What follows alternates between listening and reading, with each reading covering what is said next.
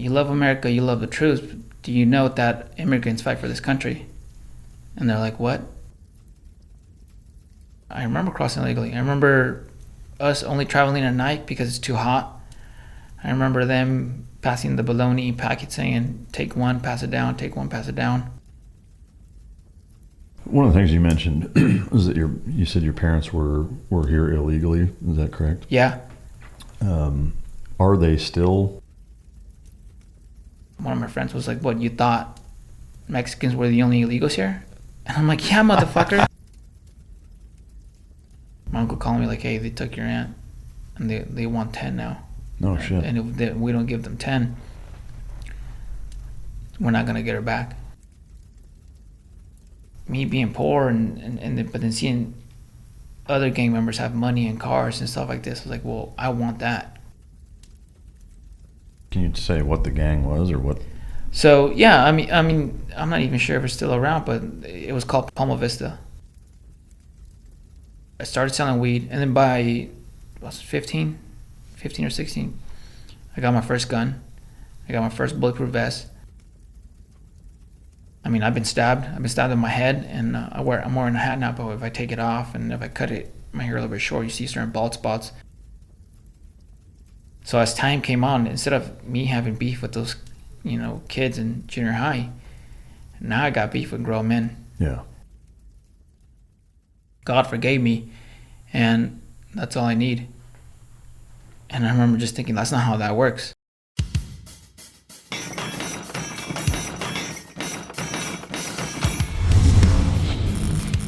Welcome to Mic Drop, the podcast where relevancy is irrelevant and we don't give a shit about your feelings.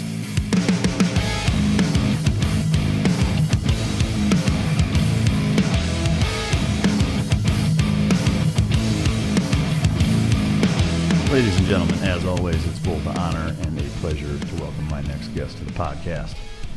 He was a Southern California gangbanger turned 8-year active duty U.S. Army veteran, several years of which as an Army Ranger.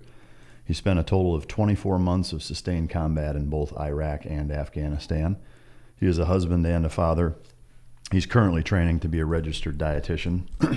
Coincidentally, he was El Guapo's stunt double in Three Amigos.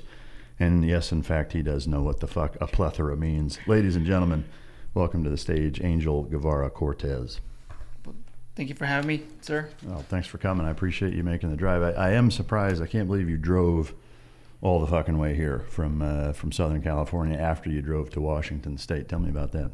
Well, the summer school just ended. I was taking advanced nutrition, and people kept asking like, when's the next podcast you're going to be on? I had the honor to be on Fieldcraft's podcast with Mike Glover and Kevin and their whole crew, and it was fun. But I didn't really know how this whole podcasting works. Like, do you ask them to be on there, or do they ask you? Yeah. So when people kept asking me, and I was like, okay, I'll just I'll leave it up for a question, like which podcast should would be cool to be on. And a bunch of got a bunch of responses, but one of them was like, you got to be on Mic Drop. Yeah.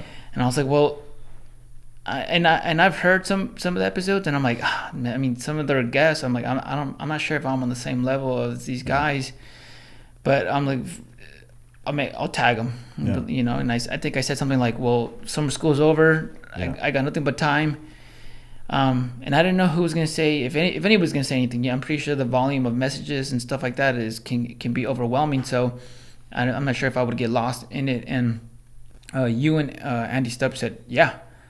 And you said yes first, and you said the 12th, and I was like, well, perfect.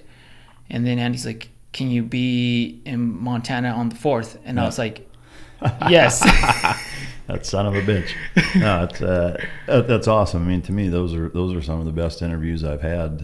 Are either people reaching out to me, or whether it's them themselves to be on, or their agents or whatever, or people recommending, hey, you should think about having so and so on. I mean, to me, like that organic, like, hey, somebody knows of somebody with a really cool story and they'd love to have me interview them is awesome. I think it's great. And when I sent you the message back saying, hey, send me a short kind of bullet bio of what you've been through, I was like, man, this would be fucking awesome. So I appreciate you taking the time. I know it's hot as fuck. It's a long drive.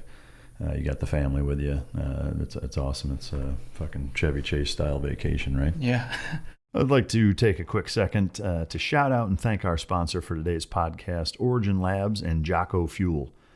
Jocko Fuel is a great product. He's got a ton of products actually within the Jocko Fuel line. The guests and I enjoy them on the show. And outside, I take a lot of the supplements. I've got some of the Origin Lab jeans, boots, gis, and it's just all around American industry. They do a fantastic job really re-revolutionizing American industry from start to finish. It's all American made, all American sourced. Everything start to finish is made right there in-house, and they really do a phenomenal job creating the products and fulfilling the whole ball of wax. They've been a huge supporter of the Mic Drop podcast for a while now, and I really can't thank Jocko Fuel and Origin Labs enough for the job that they do for us. And so thank you to you guys. I'd also like to say thank you to our other sponsor, Resilience Premium CBD. Resilience is excited to offer all Mic Drop listeners a 20% off discount on all products for 2 weeks from when this podcast is live using the discount code MICDROP at checkout. That's 2 words, MICDROP at checkout. I'd also like to say that Resilience is a great company that works in conjunction with Trico CBD, and all military veterans and first responders receive 35% off. Yes, that's 35% off for all military veterans and first responders, and that's through the Military and First Responders Program. You just have to sign up at resilientcbd.com/military first responders discount. In terms of about Resilience, generally speaking, it's a premium CBD that I use. Again, it works in conjunction with the Tricos brand for the everyday athlete. That's www.resilientcbd.com. And Resilience was really born with the founders who are military veterans as well, personally experienced the effects and impact that CBD had on their own mental and physical obstacles. Their focus was sharper, mental stress was calmed, fitness stamina increased, and their bodies felt less pain, inflammation after super intense workouts. A lot of times most people and people are able to either wean off entirely or significantly reduce pain management therapy. This is a shared vision among the founders that this incredible supplement had not only changed their lives, but had the power to provide unbelievable benefits to family, friends, athletes, fellow veterans, and ultimately the entire fitness community. So big shout out to Resilience for their product as well as the Trico stuff. We sure appreciate their support. All right. Have you ever been to jail? No, luckily. Never been to jail. Nope. What's the truest stereotype about Mexican gangbangers? The truest, I would say,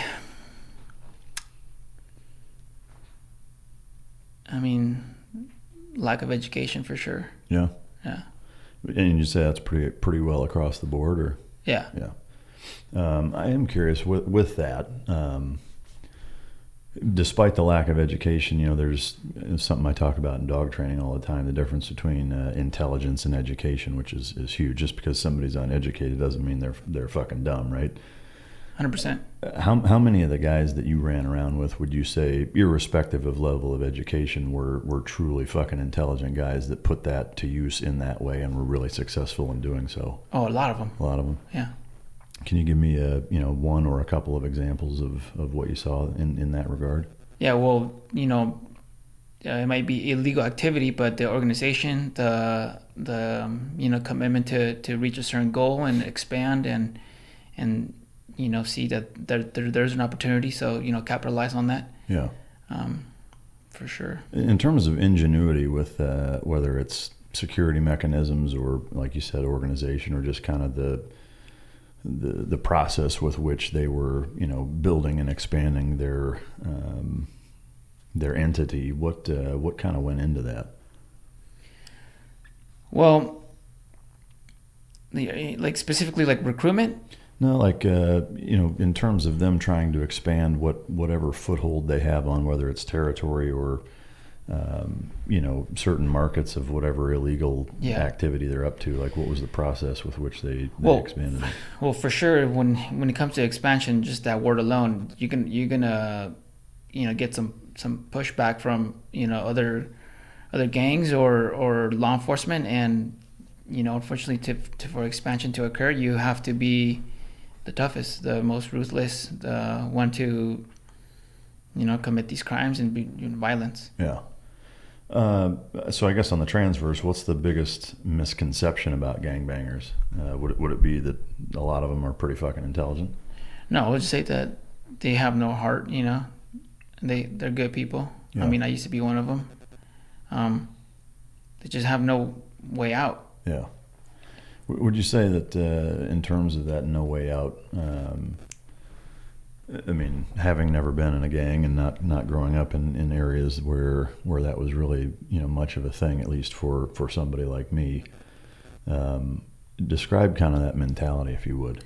So, for my personal upbringing, I'm the first one in my family to be born in the United States. Mm-hmm. So my parents had minimum wage job, not even minimum wage. They would get paid less than minimum wage because you can pay illegals less. So we're poor, and when you're poor, you're in rough neighborhoods. And my dad was an alcoholic. He was a hard worker. I mean, no matter how much he drank or didn't drink, he was up at 4 a.m. and already on the way to work. Mother was emotionally abusive. My dad was physically abusive. Like, would beat her ass for any reason, sometimes because he just came home and he was just angry. And you just would take it out on your mom? On my mom, but more on us, because after they split, it was, we still got our ass beat. And one of the stories that sticks to my head is, the boom boxes that you can like take away the cord and add a bunch of batteries in. Mm-hmm. He couldn't fight his belt, so he took that cord off the boom box and just whipped us. And I got some lashes on my legs that they're still there, permanent. My kids see them, and then I'll be like, oh yeah, someone tried to bite me. Yeah. Because they look like bite marks, because when I was running away, the bend of the whip was catching me. Yeah. How big of a role does that play in your interaction with your children? Is it something you think about a lot? Yeah, huge. Yeah. If I just do the complete opposite, I can't be that bad of a father. Yeah. So you got that going on. School is hard, because for me, for example, I didn't know, but I needed classes. So if I was put in a place in the classroom where I can't see the board, it never occurred to me to even tell the teacher, hey, I can't see the board. I mean, I slept on the floor a lot. Sometimes you go to sleep hungry. Not sometimes, a lot of times. So you still being put in shitty situations. So if you can't see the board, well, that's life, man. Yeah. That's the way I saw it. And so when you see the TV and the movies, people who look like you, they're not out there making it. I mean, I wasn't going to be an NBA player. I can't rap. So the typical story of that, but I always wanted to. I just didn't know how. Yeah. What so I guess in regards to just the overall struggle of growing up in that environment, is that something that at the time, not having anything to compare it to, did you look at it as a holy fuck, this is a shitty situation, or was it you and everybody that you knew around you was all kind of in the same boat, and so it just seemed kind of normal, or what was that thought process? It was both. It was like, man, this sucks, but this is my life. We're all doing this, and it became normal to when I would go visit my friends' houses, and I wouldn't ask for much, and they're like, you want more? And I couldn't believe the plate of food that was on there, and I would gobble it all up. Do you want more? And then just that thought of someone being like, do you want more of this delicious food? And I was just mind blown. Go ahead. Just that. What was your favorite home cooked meal? I'll say rice and beans. Is that something that, like from a tradition standpoint, like you guys look forward to? Yeah, it's tradition, and I mean, it just tastes delicious. Yeah. I mean, my dad was a great cook. He's still a great cook. Yeah. You know. How is your relationship with him now? So much better, but I can tell he was built. He was, you know, he's born and raised in Mexico. You know, and he would tell me stories. On by the time he was 6, he was already working. So if he, you know, saw us, quote, being lazy, you know, like at that age, I was already selling my own product, you know, like gums or because his mom would cook and sell little pastries, and then also buy, you know, big supplies of gums or any little candies, and, you know, or shiny shoes or whatever. They all their brothers and sisters worked. So I can tell he was raised rough and not showed a lot of emotion, and it has carried over. But me developing into, you know, the individual I am, he sees me with my children, he sees me what I do in front of the family, so he appreciates that. And I know in the beginning he saw that as weakness, and he even told me people will take advantage of this. You know, they may take you as weak,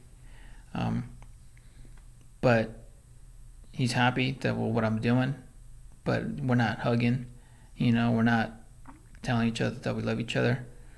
We don't really speak about it in the past, not really. Yeah. Do you suppose that there's an element on his end that he sees you with your family and maybe feels guilty? 100%. Yeah. Yeah. Yeah. I can only imagine it's got to be tough because it's not like you can take that back, right? No. What's the best thing about being a dad? The love.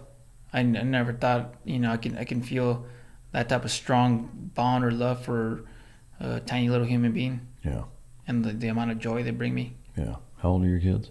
I have a 8-year-old boy, 6-year-old girl, and a 1-year-old girl. Man, you got your hands full, huh? Yeah. What's the most important lesson that you've learned that you want to pass on to the kids? That you have to be a good human being, no matter what the other individual is. You know, if they're a shitty person, you know, you can't be shitty back to them. You know, two bad things don't cancel, and it doesn't put you in the right. Yeah. And even though if you might get screwed over, you have to stand with your values and your morals. Yeah. In terms of your everyday carry, I know California is not exactly a carry-friendly state. It's not. I'm assuming you probably don't even have your concealed carry there. But You don't. Yeah. But I mean, I've been carrying guns since I was 14. Yeah. What do you have a favorite at this point, especially? Glock 19 for sure. Yeah. Is it tricked out at all? A little bit. My friend's company, he's called Empire BPF, and he's a ranger, and he's like, hey man, he's like, I see that you go shooting a lot. Started doing shooting courses because you know there's a big gun culture in California. Yeah. Well, people think that it might be like super hippie or whatever, but I mean, it is. But there's more to that. You know, there's millions of people, and there's a huge gun culture there. Yeah. And there's a bunch of these big companies that go to California and they host these courses, and I go there all the time. Yeah. You know, Fieldcraft does courses. Risen Warrior, Core Vision. Core Vision is they're doing big things, and you should go, you know, take one of their courses. But anyways, my friend would tell me, hey, I see that you go shooting a lot. You know, you're kind of basic Glock. And well, when I get you hooked up. Yeah, you see some of these. I mean, they're veterans and civilians, but mostly I see in civilians. They got these. Oh, I know it. Like some shit out of RoboCop. Yeah, they got these tricked out $3,000 Gucci, you know, handguns, and I'm over here with my plain basic Glock 19. Yeah. He's like, let me do something to it. So he, it has no sight still, but he did, and I'm gonna fuck this up because I don't really know. People think so you're in the military, you know everything about weapons, but you don't. Well, basically not holes, but he cut certain pieces out of the frame. Yeah. And then he changed the grip up, so it's a day and night difference. Yeah, that's cool. So do you carry it at home or around in California? Yeah, I mean I'm an American, so I believe in being good, you know, representing America properly. and I believe in protecting my family. That's about it. I love it. That's good shit. What is your morning routine on a normal day? At home, not traveling. I wake up at 4. Start stretching out. I go surf. I'm in the water by 5:45. I get out around 7. Come home, shower. My wife already made breakfast, but before COVID. Then go to school, and then I'm at school till 10 p.m. Come home all day, huh? Yep, repeat.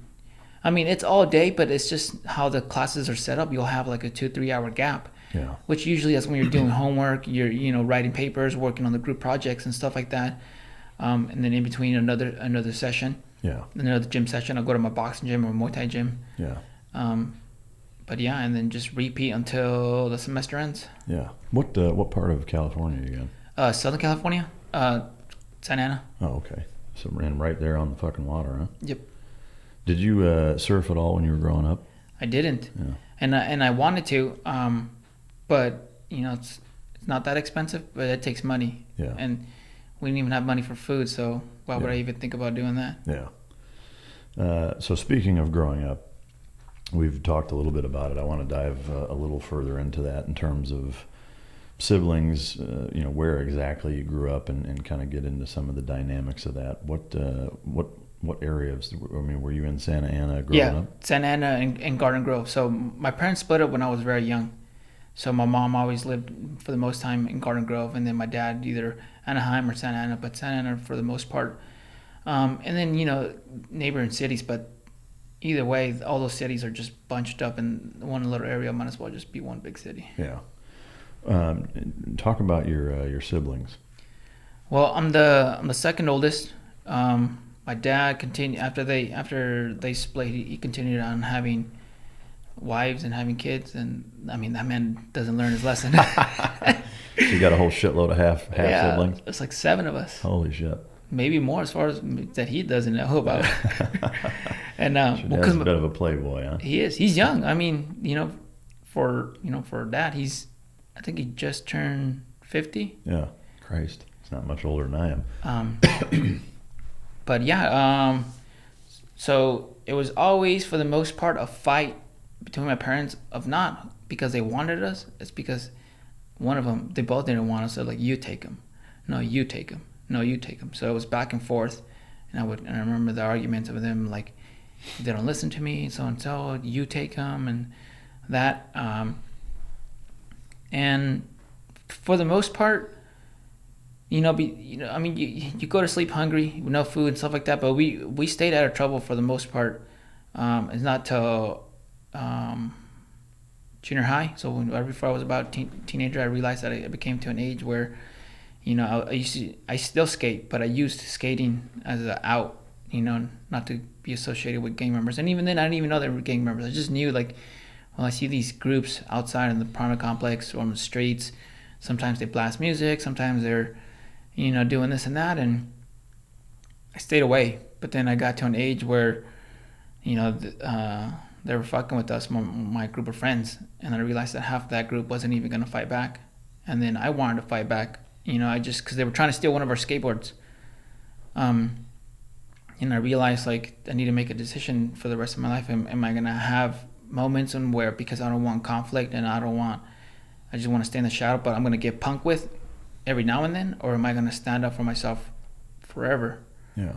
So taking one step back, when your parents would argue about you take him, no, you take him, is that something that you thought about in hearing that and it having an impact on you, where you felt like you weren't wanted?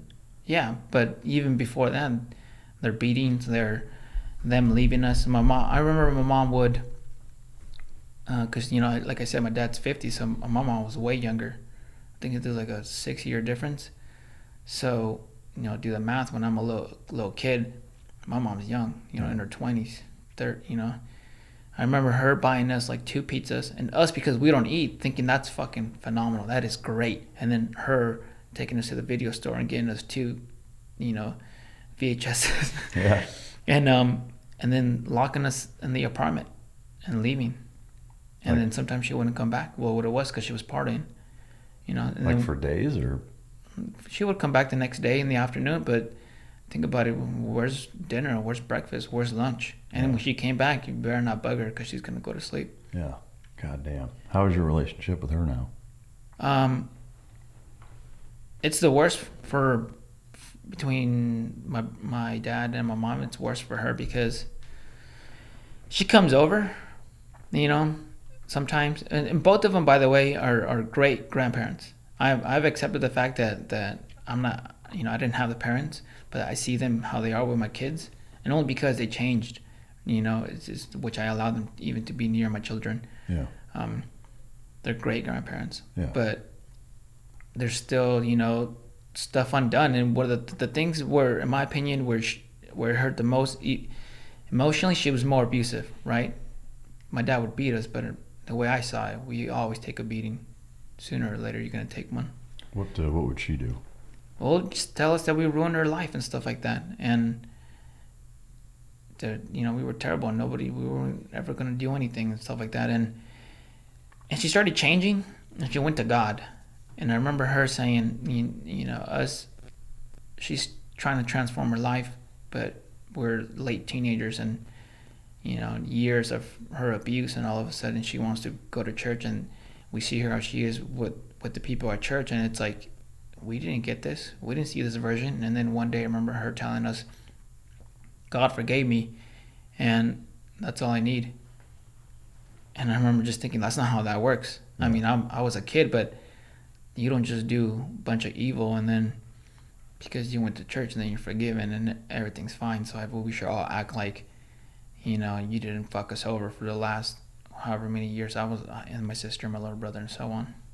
Do you feel as though you still hold a certain level of resentment towards her? 100%. Yeah. And I've told her, I told that when I came, 8 years in the military and I come back, and one time she's like, you don't really come over. I'm like, everyone comes over to my house.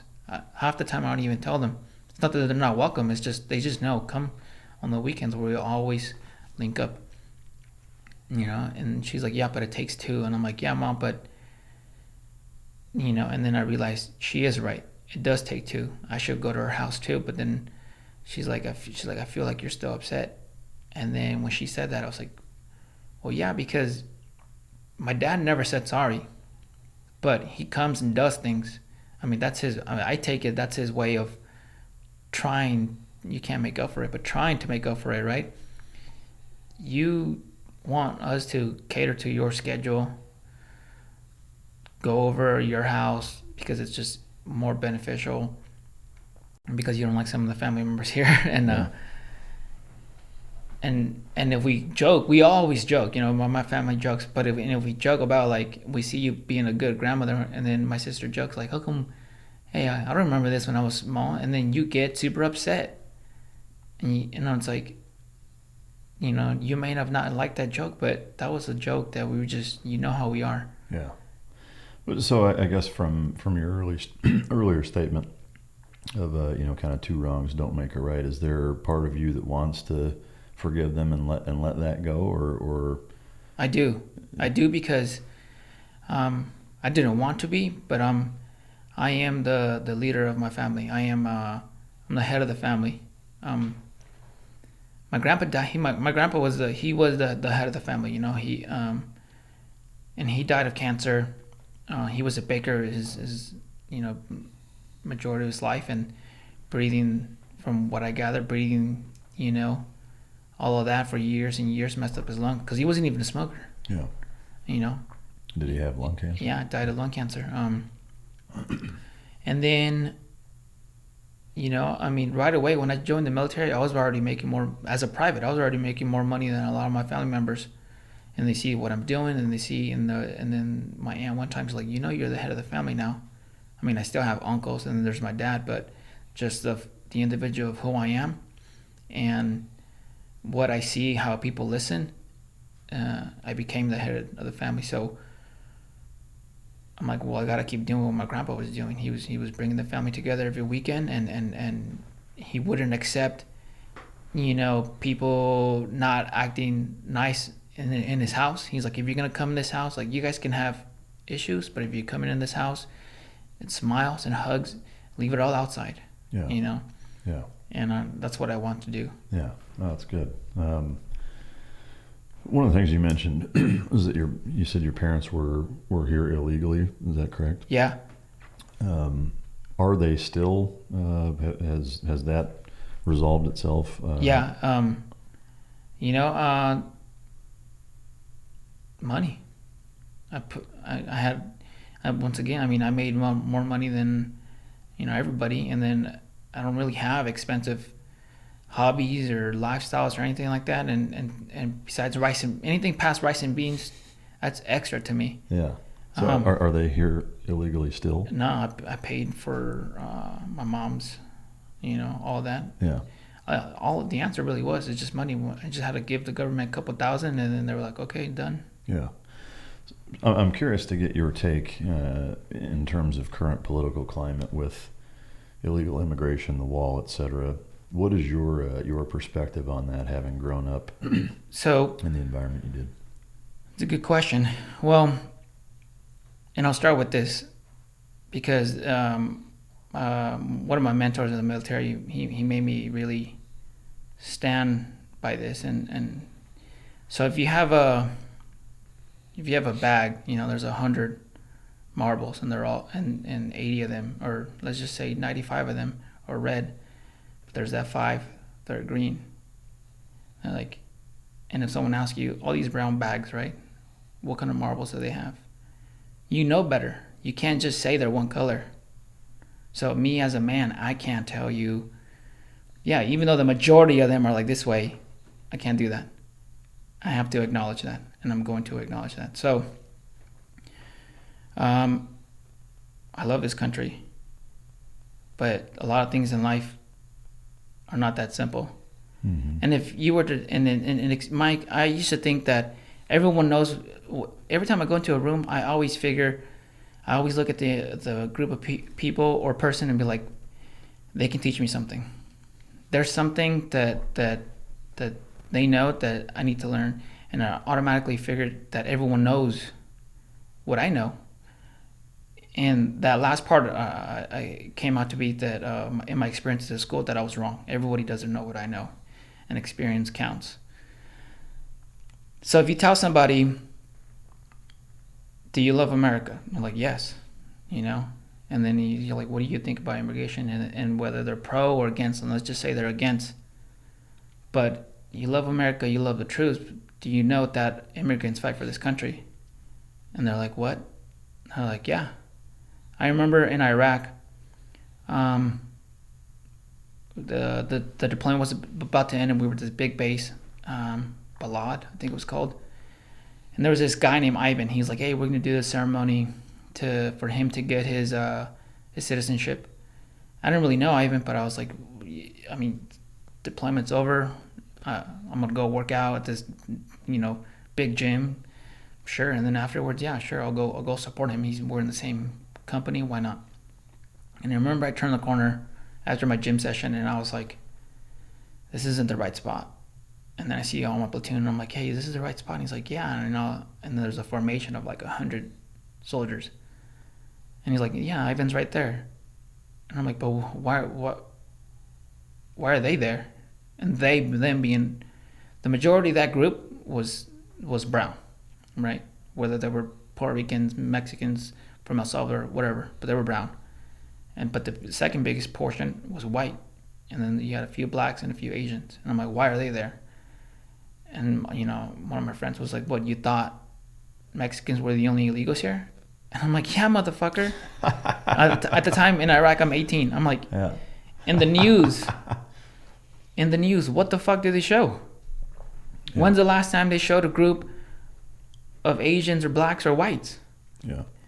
And then, by the way, you know, because my platoon's made up of people from different parts of this country, they're like, oh no, and so there's a bunch of Germans, or and so there's a bunch of Italians, or so there's a bunch of, you know, Kenyans or whatever. So, you know, you ask, you know, what do I feel about the, you know, this whole current thing is, well, I see on one side, I see a bunch of hate for immigrants and close this and that. But I mean, I love America, and if you love America, but there's immigrants fighting for this country. Mm-hmm. So it's. I mean, I know it's not that simple. Yeah. It's a complex issue, but I guess to simplify it, to reduce it to let's say tomorrow we wake up and you're the president, right? You're setting policy. What does that look like? What do you think is the happy medium to accomplish both security and continuing to build this country the way that it's most successfully been built, which is by everybody? What do you think the right answer is? I think, one, you can't just keep everybody out because you're keeping out a lot of great potential. But then you can't bring everybody in because there's shit people here. Mm-hmm. There's terrible human beings. And for one of my classes, we had to read a book about food. It was called my culture foods class. But the purpose of reading this book was so you understand, so you do research on a certain part of or time in this country or this world, and you learn how they eat and how they communicate. Because if I'm going to be a registered dietitian, I can't speak to an American the way I would speak to, let's say, an Indian or a Muslim, because some of their foods they can't eat, or some of their some people they don't like to touch, so you can't shake their hand. So you have to learn their culture, so better to communicate. I can't tell someone eat this or that, but in their culture, that's not allowed. And in that book I read, it was called like 97 Orchard, and it was a book about the late 1800s, early 1900s, and it was about the bigger immigration time frame of Irish, Italians, Germans, Russians, and in the portion it said Ellis Island, on how they will all come through, and if you were to look too sick, they wouldn't let you in. But if you can offer something, they can let you in. Mm-hmm. But that alone, I don't think it does, because if you look at me at the time, there wasn't much I can offer, but I grew into something. Yeah. So,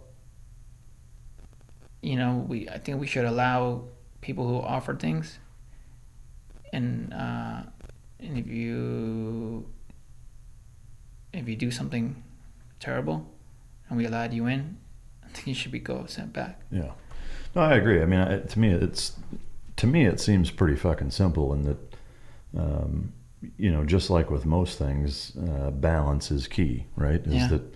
Agreed. You shouldn't close the border in terms of not letting anybody else in here. On the same token, you can't support a society where you have no fucking control on who comes. Yeah. That's just absurd, and so to me, I agree. I think, a merit-based system to some extent, in conjunction with, there has to be some sort of volume limit, right? And I would rely on people much smarter than me from an economical standpoint of, with the current resources and population and healthcare system and education system and everything, here is a ballpark number of people that we can accommodate coming into this country, and you cap it at that, because there's just no different than a fucking, the nicest boat in the world. You take the most top of the line Norwegian cruise ship or whatever, like there comes a point at which you put so many people on there where it's going to fucking sink. 100%. And this country is no different that way. To me, like, that seems pretty fucking common sense oriented. But there's people on polar ends of the spectrum on both sides that just don't seem to fucking realize that, which is mind boggling. I am curious, with you growing up in that environment, were most of the kids that you grew up with in similar situations where their parents were here illegally, and that same dynamic, or what was that like? So, some, but the vast majority, they were just poor. Is that something that you guys ever talked about? Nah. Like there in that community, and I would say for a lot of communities, even the military community, you don't talk about feelings. I think. Well, I guess just in terms of whether or not people are here, like, so and so's parents are illegal. Like, is that something that people gave any much of a fuck about? No, not really, because if you're working and you're doing your thing, you blend in just like everybody else. I remember not till I was in my late teens that I really understand what when my mom's like, I'm illegal. Like it didn't even register until then. No, it didn't. Yeah. So I'm assuming then, up until that point, there weren't any ever incidences where you were worried about anything happening then. No. Yeah, because you're just kind of oblivious to it. Well, yeah. Let me make a correction on that. I didn't. Now that I'm older and I've talked to, my mom was scared the entire time. Yeah. My aunts were scared the entire time. My little brother. And it's like, I was the first one born here, so my older brother wasn't. I was. My sister was. And then, my mom was like fed up with my dad. She was homesick as well. So she moved back to Mexico, which screwed over my little brother because that's where he was born.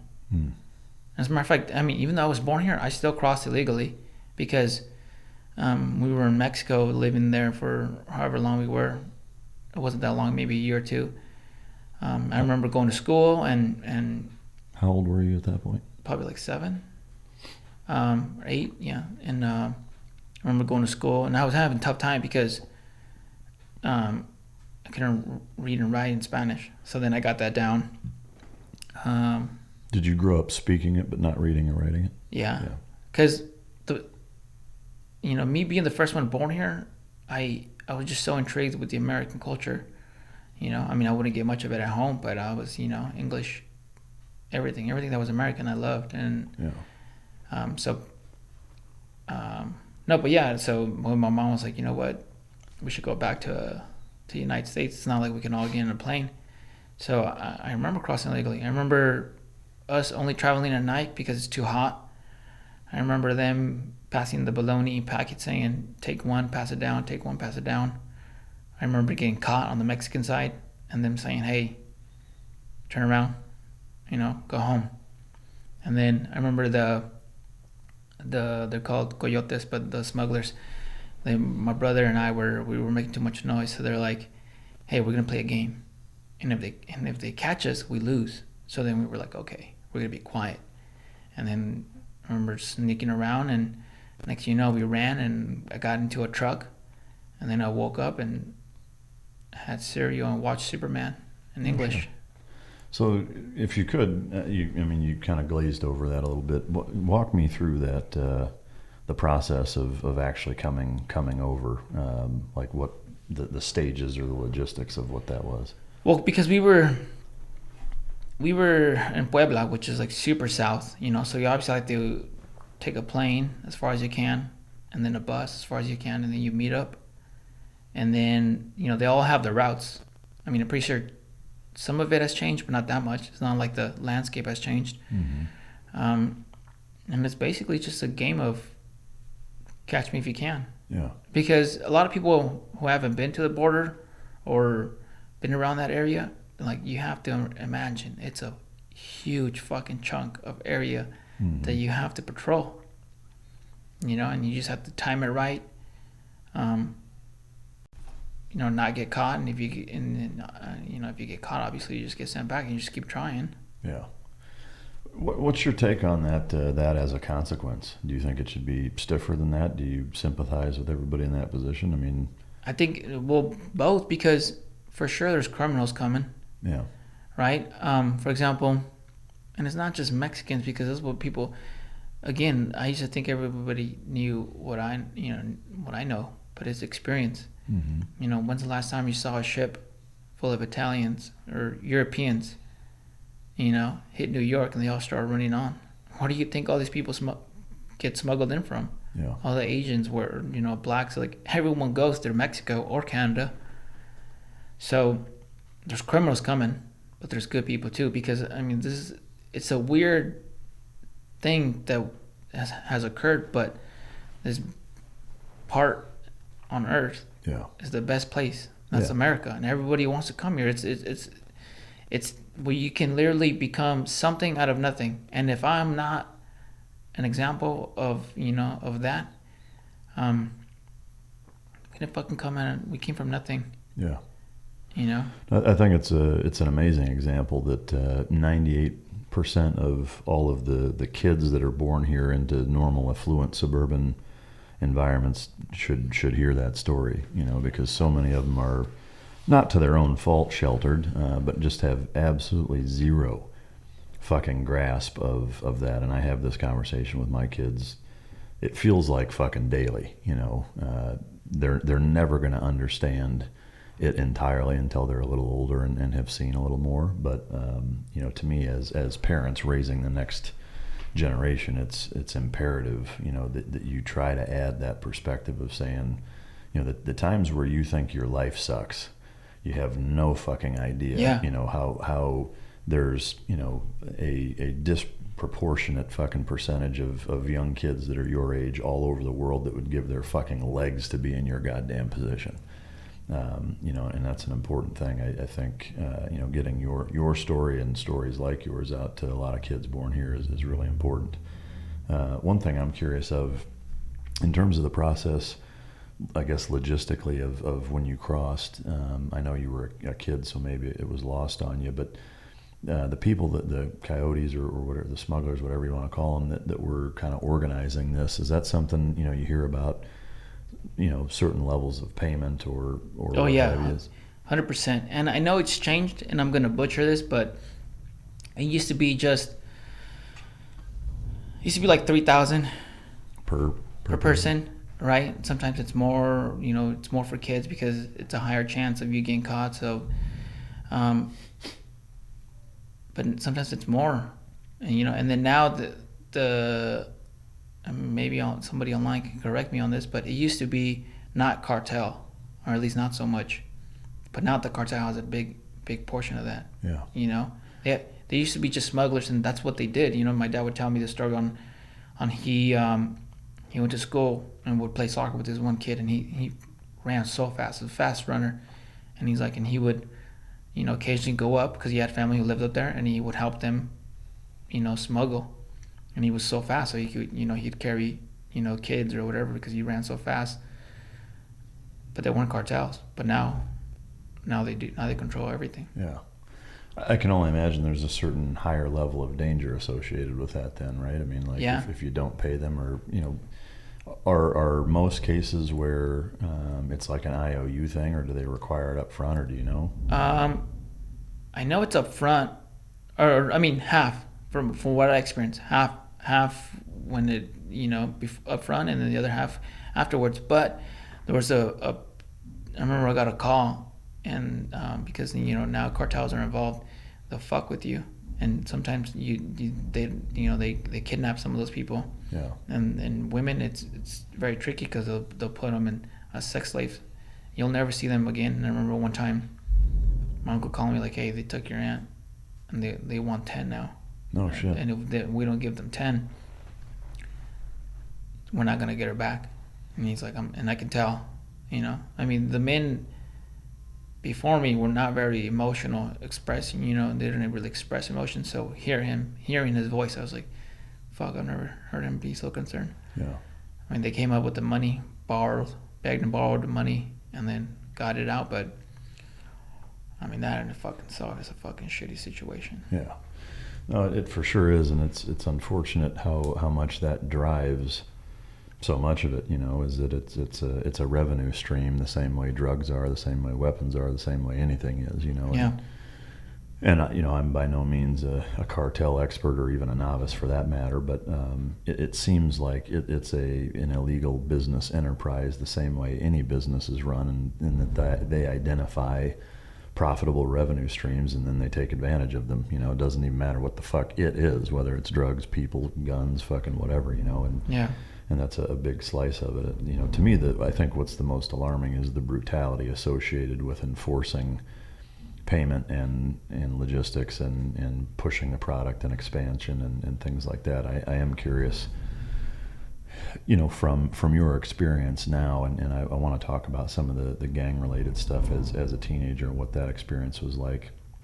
But then I'd love to get into kind of your thoughts on your experience and either combating gangs or vice versa here after that. Tell me a little bit about, once that incident happened with the skateboard and you kind of decided I'm gonna fight back and I'm gonna be one of these people. What happened at that point? Well, and they're good people. You know, these are good people. My group of friends. Nothing against them, but I was like, man, they have good hearts, but for lack of better words, like these guys are pussies.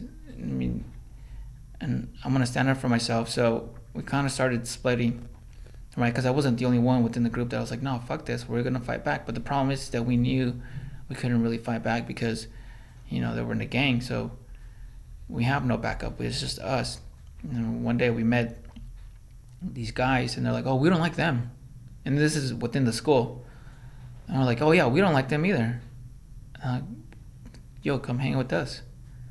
So, you know, now we do have backup to stand up against these guys. But what I didn't take in consideration at the time was that once I started hanging out with them and joined, you know, I just did it because I didn't want to get messed with at school. But now I have whoever they had issues with outside, now they're my issues too. Yeah. So by default, can you say what the gang was or what? So yeah, I mean, I'm not even sure if it's still around, but it was called Palma Vista, right? It's a small gang. So the thing about like Los Angeles has huge gangs, right? And big in numbers, not that many. But Southern California, for the most part, there's a lot. It's got more gangs than LA, but they're less in numbers. And then within that, you had dudes from Playboys, you had dudes from Orphans. There was also Hard Times, Down Crowd. It was just all these gangs, you know, that lived in this it's like an L-shaped street, but that street itself was called Palma Vista. And some of the kids that were born there, you know, they weren't associated to any particular gangs, but you know, they see all these gangs, all this and that, and they're like, let's make our own. And then, you know, started with, you know, 4, 10, next thing you know, you got 20, 30. Next thing you know, you're up there. Yeah. What is that, the size of yours? Or, yeah, at max, that I counted, we had about 30 guys. Yeah. And what type of fucking activities were you guys doing? So, in the beginning, because I was young and I didn't know any better, we're just fighting, you know, trying to get hands and stuff like that. But me being poor but then seeing other gang members have money and cars and stuff like this, I was like, well, I want that. But I didn't want the cars, and I didn't want the jewelry.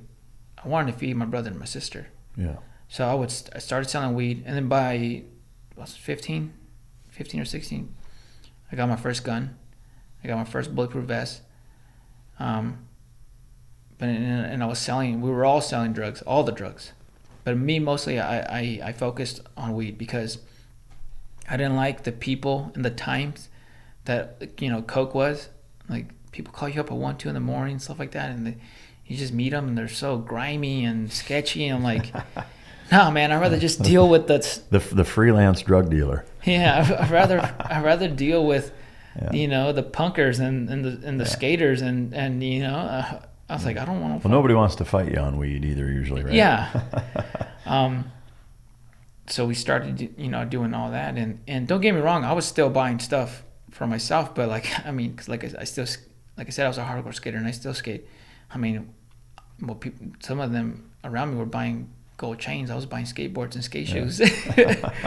And, were your parents not hip to, like, wait a minute, where the fuck are you getting all this money from? Well, my dad, he would come in and out, so I wouldn't see him for years. I mean, not years. I mean, months, weeks. But my mom's not dumb. You know, she sees who I'm hanging out with. And in the beginning, for sure, she can't deny it because I had no fucking job. Yeah. But I wanted to be. I did things, and then not just to justify it, but I did things to feed my brother and my sister and myself. And then, you know, because sooner or later, my mom kicked me out, so I'm on my own. At what age? 17, you know, or 16. Either way, but I was a teenager. Yeah. And I did that, but I also got a legal job. I was in charge of the shipping and receiving for a company that fixed airplane parts. So when it's a small company, but when the big companies, it would kick them small work. So when, you know, you got a little engine that came in, or not a little, but, you know, a smaller engine, comes in crates and stuff like that. So I would unload it or once it was fixed, package it up, and then, there'd be a room with full of parts, and the mechanic would give me a list, like, hey, this is what I need, this, and that, and I would do that. But I mean, I would work there for 2 weeks and see my paycheck, and I would make that much in a night selling weed. Did you go past that other than selling drugs and having a gun and a bulletproof vest like me? Yeah, it escalated. So as the older I got and the more street smart I became, the bigger the crimes got. Then some of the, as me trying to do things for my family, you had dudes who were doing it just because, fucking evil. Yeah. Or just because they enjoyed it. Yeah, you have home invasions. You have, I would try my hardest not to mess with what I considered innocent people. I mean, but I would jack drug dealers all the time. We could set them up for sure. Steal guns, buy guns. Just straight rob them? Yeah. Yeah. Who are they going to go to? Yeah. Did it ever bite you in the ass? Did you ever get... Yeah, 100%, because sometimes they know who you are, and sometimes they were rivals, so like you just got them, and then that's just, so as time came on, instead of me having beef with those, kids in junior high, now I got beef with grown men. Yeah.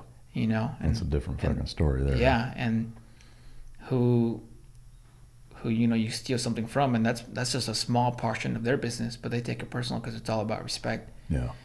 So, and I'm a 17-year-old, I'm fighting 20, 21-year-olds, 25-year-olds, got dudes, there's guns, and it would escalate from just fighting to shootouts, and it goes both ways.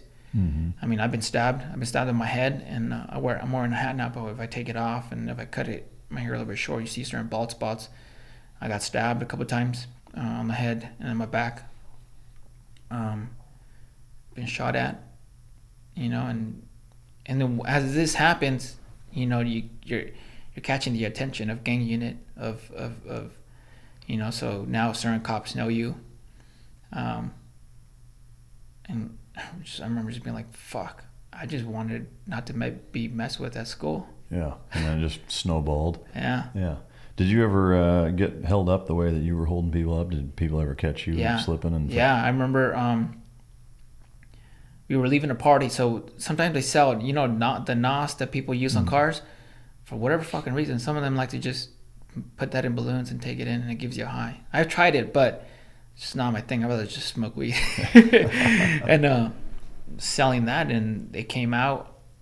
It was set up, they knew the party was over, and we were going to come out with the tanks, and tanks are hard to come by because, you're getting them illegally.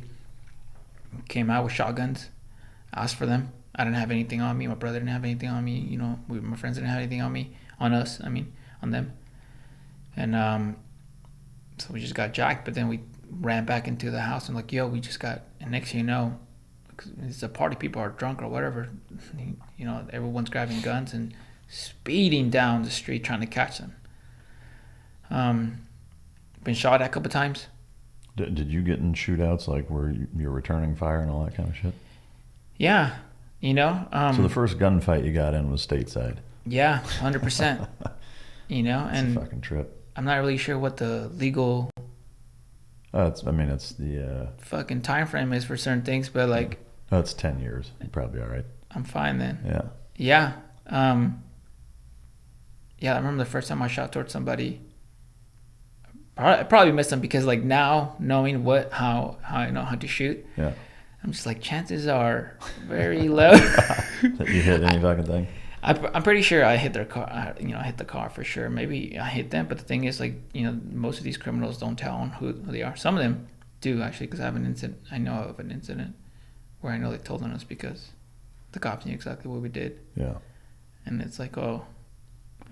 I'm assuming that's like an unwritten fucking code that if you do that isolates you as being... Pretty much, yeah. But once you tell, then, on the streets wise, you're known as a rat. Yeah. And then, now all of a sudden... Now everybody hates you. Yeah, not just that, but you were screaming, gang, all this and that. But once it's time, and shit comes towards you, now you want to go to the law. Yeah. And it's like, we're outlaws, so all of a sudden, do you want to go? Yeah. And it escalated real because, SWAT was raiding our homes. And then, and dudes were going to jail for years. And so you never got fucking rolled up, huh? No, and I don't know. My mom says that she would pray for me, and some of these incidents overseas, I just don't know how I didn't get shot. I got friends who dude, the dust clouds were at your fucking feet. I thought you were getting all shot up, but your legs minimum. I don't know how they fucking missed you. And then there's certain things where looking for bombs and the bomb didn't blow up in my fucking face, and then next thing you know, I'm pulling it out with my bare hands. Yeah. So I remember this one incident where the cop got us, and we started running. And this is California, so if you get caught with a pistol, and you're underage, you're going to jail for a long time. You're going to be stuck in the system because you're going to be on probation for a long time, and then most likely you're going to do a crime, and then you're going to go back in. And I remember I threw the gun, and I'm running. And on the other side of the apartment complex, our friends were already on the ground. Gang unit already had them. And then, they caught me. They put me down. But I guess he didn't see that I threw the gun. And, they can't take us to jail because they didn't find anything. Not to mention, we'll save this later, but there was a crooked cop and he found something, but he wasn't going to do anything. He just took it for his personal use. Yeah. But anyways, after that incident was over, I remember being like, well, I threw the gun. If I threw the gun, where would it go? And I'm like, it's got to be in the front of the apartment complex. And I'm shining a light, and there it was, right next to where my friends were all on the grass. And I asked my friends, dude, I threw the fucking gun right next to you. And the gang unit officers were right there. And he's like, dude, he's like, everybody turned around because we heard something hit. And he's like, the cops even put the light and they didn't see anything. Oh, shit. So there's that incident where and that's one. And then there's another one where, I threw the gun in the bush. And again, if you get caught, you're going to jail for a long time. Or I was angry because of everything that was happening in my childhood. And then obviously, I'm angry about life and stuff like that. So we're, shooting, stabbing, fighting each other. I'm doing the same thing. And I don't know, because they didn't want to tell on me or whatever. Go to jail for attempted murder. And this is what, early 2000s? Yeah. How much money were you making, say, a week, a month at that time? At the height of when you were fucking... Not a lot, but once I say the amount, people can be like, that's not a lot. But you gotta understand when you didn't have anything. I would go to sleep hungry all the time. Sometimes as a little kid, crying because my stomach hurts. It was because there's no fucking food in there. I remember one time, my mom grabbing top ramen, 2 top ramens, throwing it in the pot, and splitting it between us 5, as in my brother, my older brother, myself, my younger sister, my younger brother, and her. And that was dinner and lunch. I'm not sure if you were to split 2 top ramens, what the fuck that equals to, but... Yeah. Well, so two questions. I'm going to re-ask the amount, but was there ever a time where your mom put some food on the table it doesn't look good, I don't want to eat that? No. Never, right? No. Again, that's something for you assholes out there listening. It's like, I don't want fucking blah, blah, blah. Yeah. Motherfucker, let me tell you something. So, ballpark, how much were you making a month, would you say? Because every 2 weeks I would base it off my check. Mm-hmm. Maybe $2,000-$3,000. Every 2 weeks? Yeah. Yeah. But which, was more than what your parents were making probably then? Oh, yeah. Yeah. What did they do? So my dad was a baker. He's been a baker and a cook. And for his entire life, since he was a teenager when he came here, mm-hmm. that's all he's been doing. So he was a baker. He would get get paid by the amount of bread he would bake. So did he not ever swipe some from work and fucking bring food home? Oh no, they would let him. Yeah. So bread was always But he was gone a lot though, right? Yeah. You wouldn't see him for weeks or months. And what about your mom? My mom, paperwork, anywhere, sometimes cleaning houses, because it's hard, because she would get a legit job, and then once they like really try to, ask for that social security number, she would have to quit. Yeah. And then there was one company that was like, you know what, we don't care. Like, we know you, we know your kids, like, yeah, we know what you're doing. You're a single mother. Yeah. Yeah. Like, just work. Yeah. Is there a incident that stands out in your mind as the craziest thing that you did as a gangbanger on the street? And to follow up on that, also, were there ever any things where afterwards you're like, what the fuck am I doing? Oh, 100%. I remember one of them was, we got in such a huge brawl, like rumble, like huge, in the middle of the street. We took the whole intersection and trying to run away, and we got pulled over by a helicopter. It hovered so low, told us to fucking get on the ground. And we're like, dude, we got fucking pulled over by a helicopter. And then parts where I'm like, yo, what the fuck am I doing? When I would smoke weed, because for me, weed, it's either gonna make me go to sleep, or it's gonna make me really think about myself and what I'm doing in my life, and it makes me think about things that I don't want to think about. And I would get high, and I would look around at the people, and I'm like, I don't fucking belong here. I'm not them. I'm not, some of these dudes, they're not gonna do anything, even if you gave them all the money, all the coaches, and they just don't fucking want to. Yeah. Like, they don't give a shit about anything. They don't value anything. They're not even loyal to themselves. Yeah. So I'm curious with that, right? Those types of people, if you could put a percentage on, gangbangers in your experience, how many of them roughly are that way? Like 10%. 10%. So my question to you, having lived, in that, and now, kind of a diametrically opposed opposite pattern of living that you partake in now, what do you do with those people? With the 10%? Yeah. That's the $1 million question, because if they're not going to be gangbangers, they're going to be non-gangbangers and junkies, right? Or they're going to be just complete losers. Even if they don't go towards drugs and violence, they'll just be losers and play video games all fucking day. They just don't give a fuck. Don't have the drive. Yeah. So was there a point then with your smoke session, self-reflecting, episodes that you had where you came to kind of a premonition of saying, okay, this is fucking dumb? Like, where was the light switch that said, I ought to join the fucking army? Well, for that light switch, it came a long time ago. Like since I was like 7, I wanted to be a soldier, because I did, I like Batman and Superman just like all the other kids, but I would look at service members, and that was real. Batman's fake, Superman's fake, but I would see movies with service members, and I'm like, that's a real thing, and I would see their bravery and them being strong and caring for each other, and I wanted to be like that.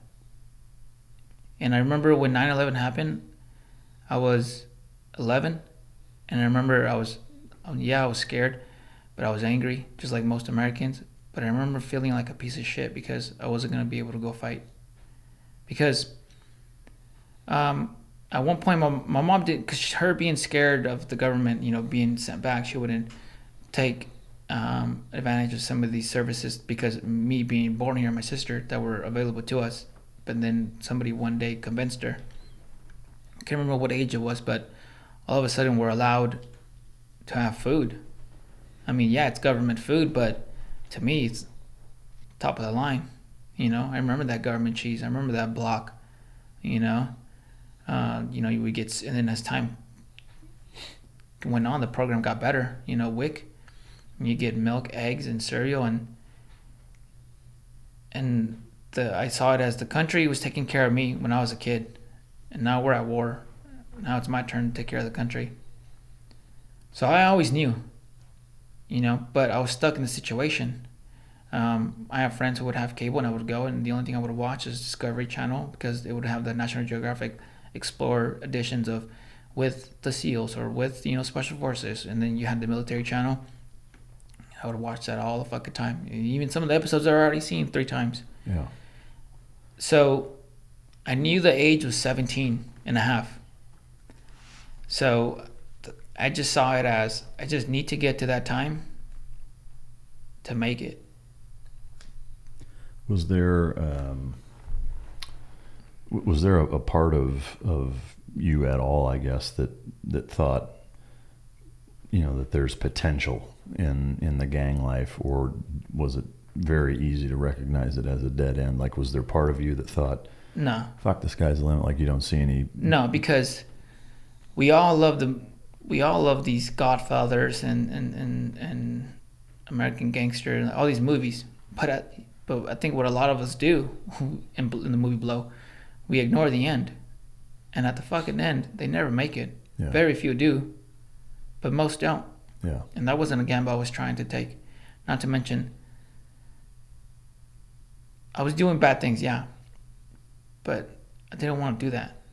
I didn't want to be bad and do bad things. I want to help people. Yeah. Would you say that there is an average gangbanger? I mean, no, because all different walks. Everyone's different, because you have dudes who, unfortunately, they were born and that's who their dad already is. Mm-hmm. And then you have someone like me who was a skater and just didn't want to be messed with. And then you have dudes who, whatever, anything in between.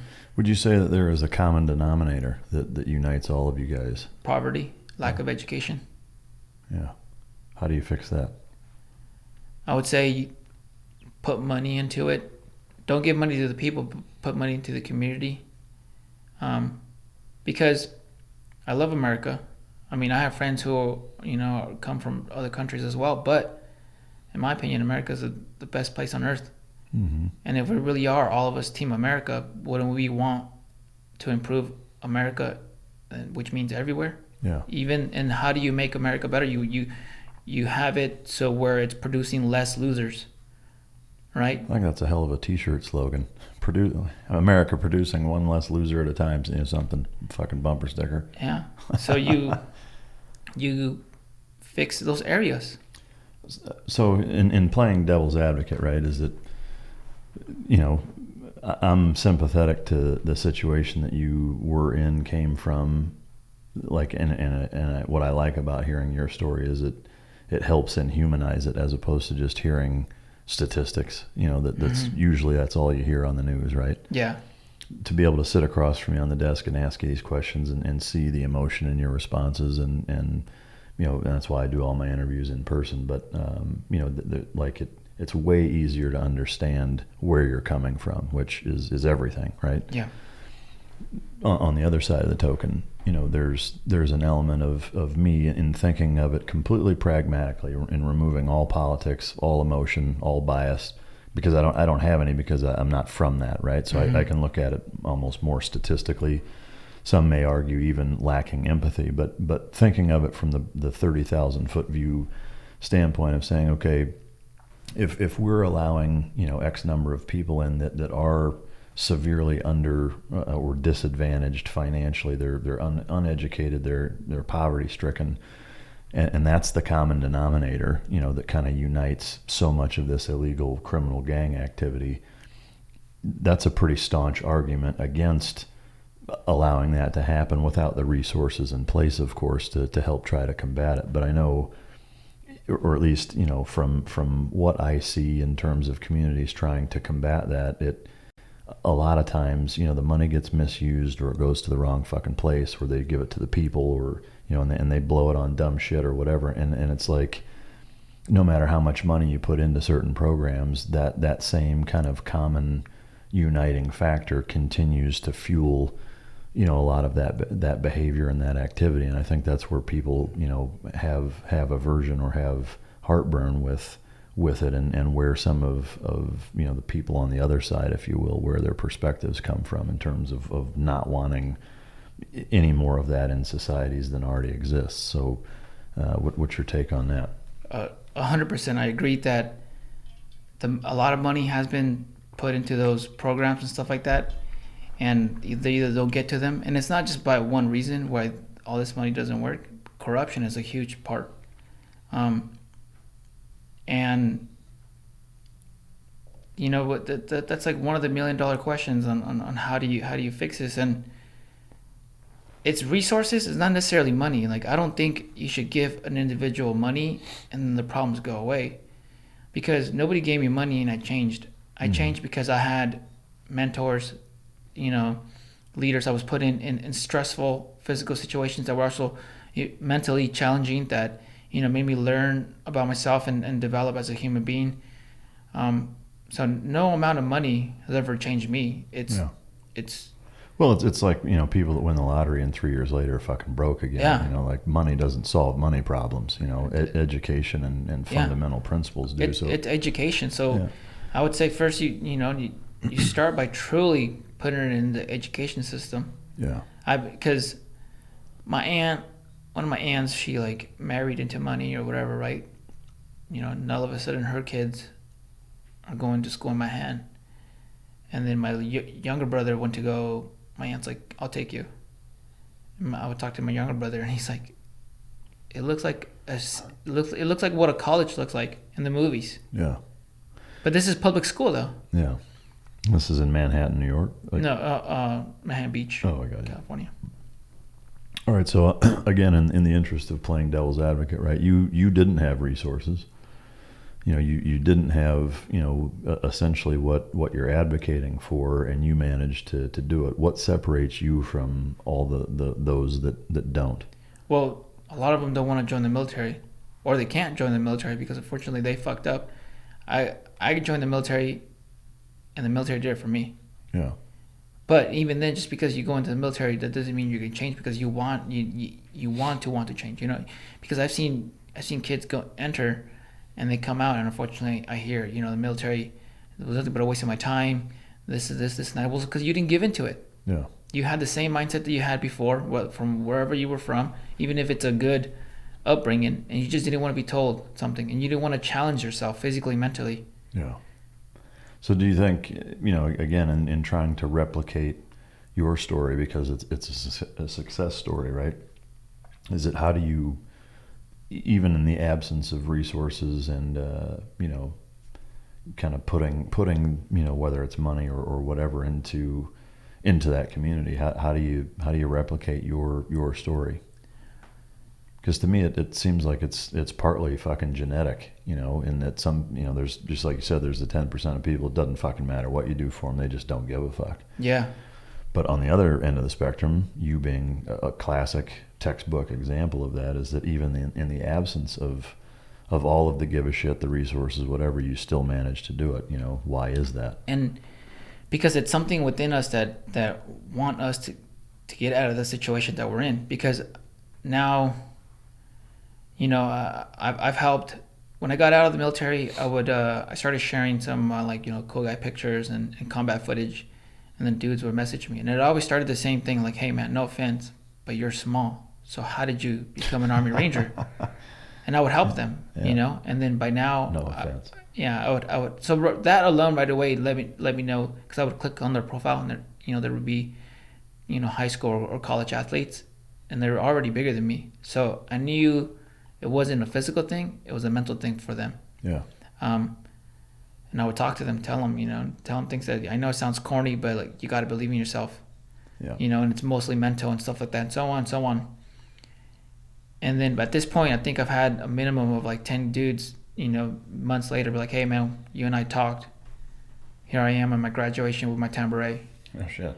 You know, and then one of them then being at the Q course, you know, becoming SF. Yeah. And then I've helped another. Oh, he's done the work. Yeah. I just feel like I've just given information that's already there. Yeah.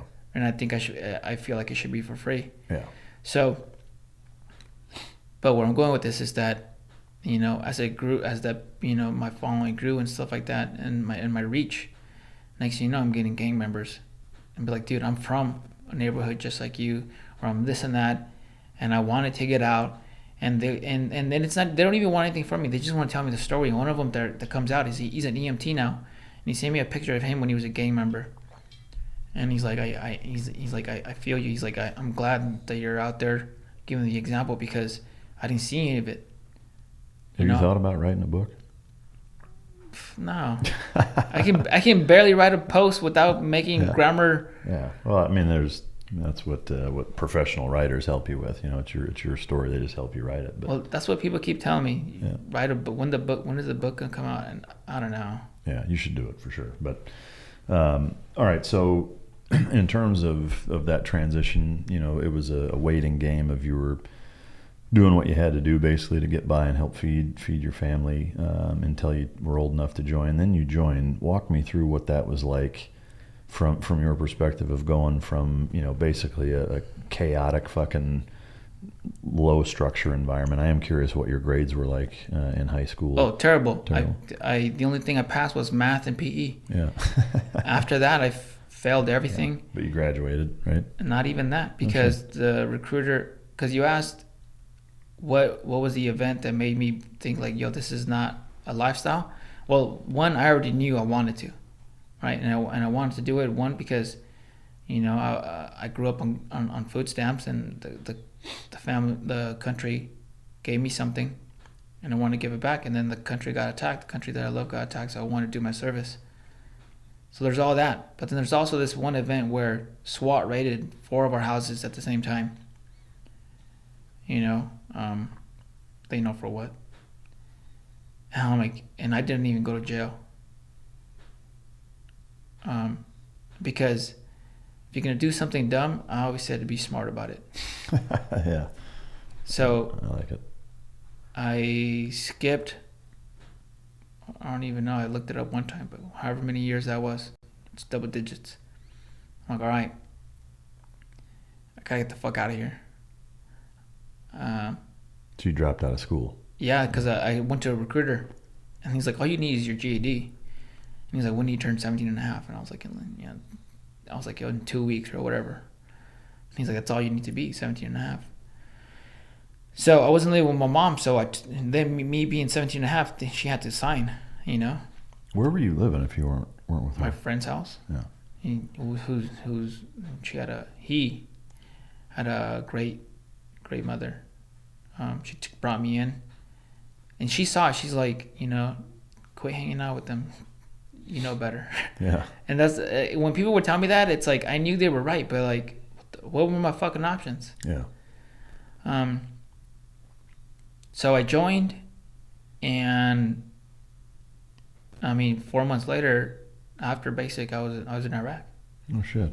What was your first MOS?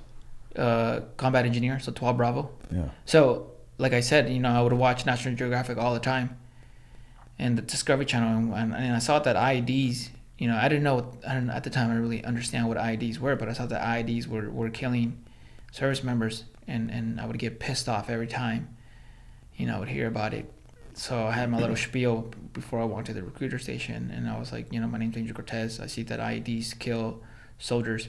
Is there something that I can do that finds them or the people who do this? And then the recruiter's like, you can either do EOD or combat engineer. And then he told me what EOD was and all the schooling. And I already knew. I was like, well, I'm not going to make EOD. I'm like, besides math and PE, I failed everything else. And I was like, well, I'll do combat engineer. And he's like, okay. You'll do a route clearance. So you're basically going to go look for bombs on the roads and in the dirt alleys and stuff like that. And I was like, all right. So I got sent to Missouri, which was the first time I felt humidity, which was the first time I was out of the fucking state, let alone the area, you know? This is for combat engineer school? Where'd you go to boot camp? Fort Leonard Wood. Also in Missouri, right? Yep. I am curious, like, was it a fucking culture shock? Like, when you first were there, were you like, what in the fuck? 100%. Like, you know, the white kids I went to school with weren't the white kids I was, you know, they talk different. They met some Southern boys, probably. Yeah. And, you know, one of them, that was the first time them seeing a black person in person. Yeah. You know? They were just as curious about us as we were curious about them. And it just turned out that, because I was in second platoon, that for whatever reason, maybe they did it on purpose, but all the inner city kids they put in second platoon. Yeah. So it's not just Mexicans. You know, you got because you know you got blacks, you got whites. So we're all there, but we're all from either Boston, New York, you know, you name it. Any major city, they got rough parts. Yeah. You know, and that color varies. So we all became friends. I mean, we fought in the beginning, and then once that settled, we all became friends because we realized we were in the same. You know, we're here for the same purpose.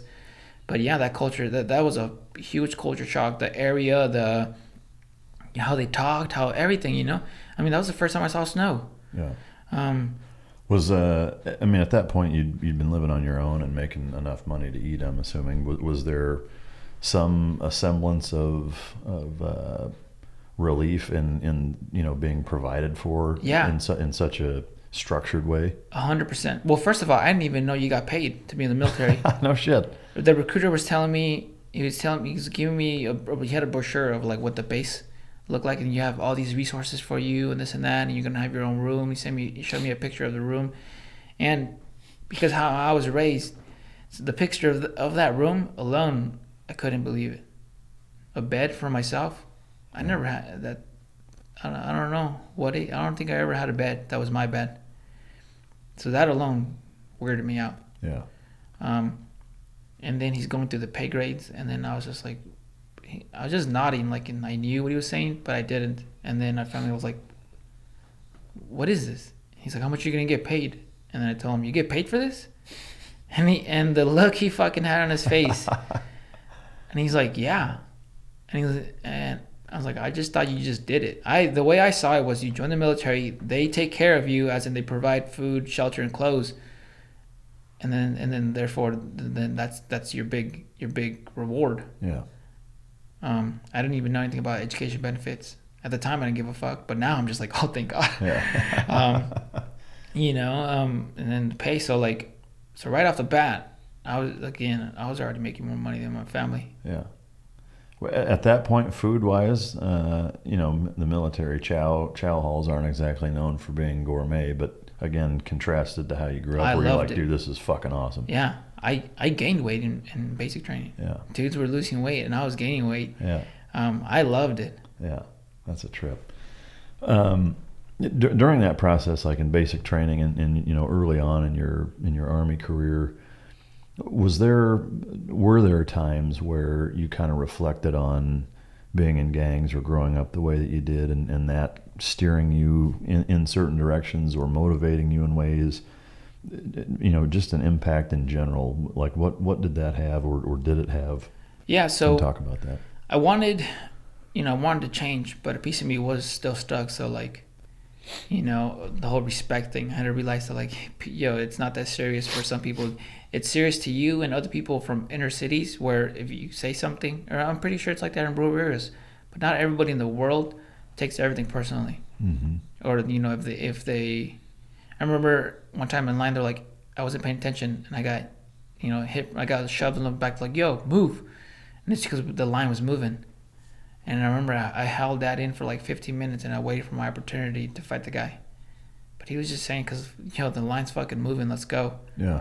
So there was a piece of me that, I would say for like almost a year, it was tough to be like, yo, this isn't the streets. Mm-hmm. Not everybody understands that how you communicate and so on, you know?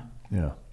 There is a huge disparity there, because, I mean, I know, you know, the way that you're talked to early on in your career in the military is about as disrespectful as it gets, you know. But from leadership and above, oh, I loved it. I loved it because this is who I looked up to. Yeah. I mean, the dudes who were in basic training with me, I didn't respect the same way. Yeah. But the drill sergeants, like anybody above, I was like, this is who I wanted. This is who I wanted to be. Yeah. And now they're in front of me. Yeah. So it takes you a year to kind of balance out and understanding that, you know, you're interacting with people a little different. Were there times where you got into fist fights and shit? In that first year. I got in 2 fights. One of them being in the cattle truck, going from a range. You know, one of the dudes, he said something, and then he's like, And I was like, what? And I was just tired from the range and getting smoked and this and that. And he said that.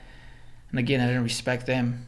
You know, that wasn't the right thing to do, but I just didn't respect them to the level I respected the service members who'd actually been overseas and stuff like that. And, you know, I was like, let's go. And he's like, really? We're all, you know, in a cattle, for the people who haven't been in one of those cattle trucks, they shove in as many, you know, recruits as they fucking can with all their rucksacks and stuff like that. Yeah. And I just took it off, and I was like, right here, right now. And just started fighting. Did you get in trouble for it?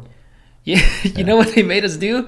Because I fucked him up, and they saw him all bloody, and they saw me all, you know, I looked like I just got in a fight too, because he hit me too, you know, like all heated. They made us fucking hold hands for the for the rest of the week. So the fucking military is brilliant that way. So God damn it. We're fucking holding hands for a whole week. If he went to the bathroom, I had to go to the bathroom. Oh man. So on and so on. And the only time I could let go was, you know, when it's time to go to sleep, because we didn't sleep in the same room. Yeah. Did that fix the issue? Like, did you guys? Yeah, and then us obviously getting our asses kicked and going through something that you know, let us learn about ourselves and what we can do and not do, and put us to this emotional and physical roller coaster. Yeah. You know, we're like, it wasn't even that serious. Yeah. Are you friends with him now, or? No, I don't even know where. Yeah. You know. But it was amicable at least the rest of the time. Yeah. That's a trip, man. All right. So 4 months after you joined, you wind up in Iraq. Tell me about your first deployment, and again, culture shock. You know, what was going through your mind when you were, you know, boots on the ground? So, like, holy fuck. The first thing I was like, okay, you know, all the war footage, all this and that, like, you know, I want, just like almost every new guy, I wanted to be in a firefight. I wanted to be tested. I wanted to know what I was made out of. So it was, people were dying and getting hurt, but compared to, you know, what it was like during the invasion, like the more senior guys would say things like, you know, this deployment ain't shit. Yeah. You know, I mean, there were still people dying, people getting hurt. Iraq was the first time I actually had, in Afghanistan we had RPGs, you know, real close, and we'll go to that, but in Iraq, for me, that was the first time I had heard actual rockets. Yeah. Like fucking rockets shot at us. You know, I mean, we had a dead-on mortar attack. I mean, they shot us a lot, but I'm talking about dead-on. Like, the guy in front of me got hit in the neck. The guy in front of him in the ribs. The service member in front of them fucking died. You know, a couple pop shots here and there and this and that. It was mostly them attacking us at the big base. And then the culture, I was just when people say it's a different country, unless you've traveled, I would say that doesn't justify it.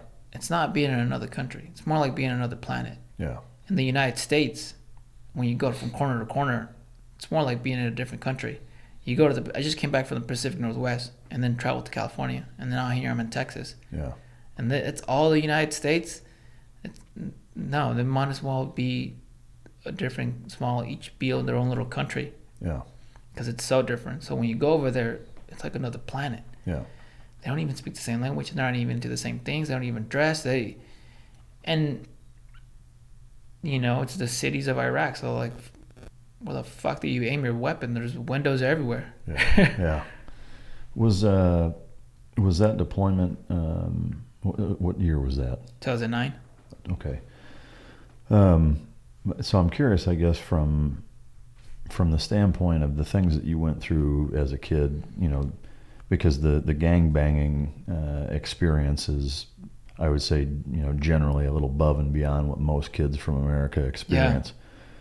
Do you think that actually helped you in terms of being prepared for a combat environment? Yeah, because it wasn't the first time I experienced violence. And being shot at. And then me, you know, being violent towards a human being. Yeah. Because there's a lot of people to say, I'm so angry, I would have, or I'm going to, you know? Yeah. But once you do it, once you hurt another human being, you've crossed a line. You've crossed a line that there's no crossing back. And it affects people differently. And then once it comes the other way around, that's also different. Once they kill some of your friends, or they almost kill you, or they injure you, there's no return. There's no how life used to be before that. Now, are you talking, this was back when you were growing up, or? Well, both. Both, yeah. I'm just saying in general. Yeah. So when I went over there, seeing a dead body, I mean, that wasn't the first time. Yeah. Yeah, I mean, the experiences that you had in your high school age range were more that way than most kids, I think, you know. Were there times where you thought about what you were doing as a kid growing up while you were in Iraq? Was there ever like any almost kind of flashbacks of it reminding you of anything? No, because this is what I looked up to since I was a little kid, and it had value. I was doing something. I was doing something meaningful. I was doing something that was way bigger than me. Yeah. And I was learning. On the streets, I thought I was a man. I was not a man. I became a man, in my opinion, in the military. Yeah. So I was developing, changing, and I forget a lot about a lot of things that I did, you know, until, you know, my friends or family members tell me that you did this or you did that, or I forget about how much things my little brother was around. He's like, yeah, I remember you with your gun, and, you know, you guys, there was a shootout, and I was just like, what the fuck? Like, you were there for that? He's like, yeah. So me being, you know, 15, 16, or 17, that means my little brother's like 9. Yeah. You know? I guess, you know, from going through that as a kid or being involved in that, it's something that you grow up with, right? I know a lot of it is because of the situation that you were in. I'm curious, were there ever times early on in the military or at all where you found yourself having the same mentality in terms of going against the grain, breaking rules, doing shit that was illegal once you were in the military? Or did being in that structured environment make you kind of want to be on the straight and narrow? On the civilian side, it made me be straight, you know, and narrow. But, you know, there's some things that war isn't pretty, and people want to make it pretty. It's not black and white. There's a lot of gray. And if you want to, in my opinion, if you're not going yourself, right, and you're sending people, usually the young, you know, Americans, to go fight, you should let them go fight and win this war.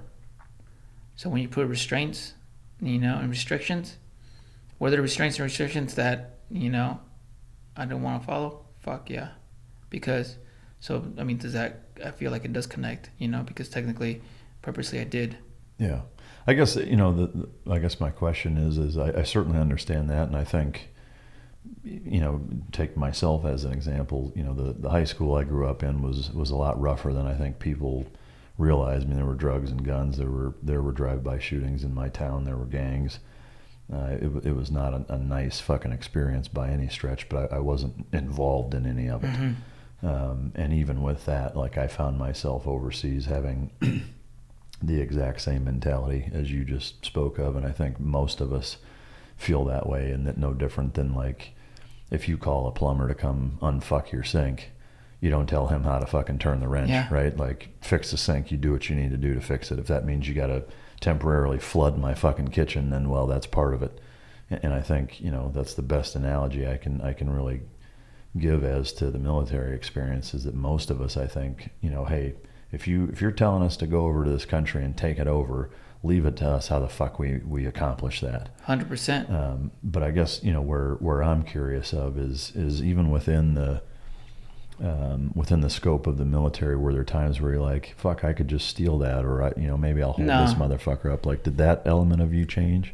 Some of it, a lot of it has changed, but a lot of it hasn't. You know, like, for example, I mean, if my boy was supplying, he gave me some free fucking pens and notepads, fuck yeah, I'll take it. Yeah. But never was I like, you know what, maybe I can steal all these laptops or whatever. No, because, I mean, in my eyes, I made it. Yeah. I fucking made it. Why would I not? Yeah. Why would I fuck this up? Yeah. But did I do illegal things? I mean, I'm a fucking American, all right? So, like, for example, I remember there was a story of this former gang member who became a Marine, all right? Went to deploy to Afghanistan, and then came back, went to a house party, and people who he used to have beef with, they shot him. Oh, shit. So... This was in California, wasn't it? Yeah. Yeah, I think I remember hearing about that, so actually. When I would go home, you know, and have fun, you know, before I got, you know, married and had kids and stuff like that, I want to protect myself, you know. So, I mean, I guess by the laws of where I was at, I guess that's illegal. And then, you know, when I would deploy and come back, I mean, states that I was at they were cool. You know, I mean, Georgia doesn't give a fuck. Washington, for the most part, doesn't give a fuck.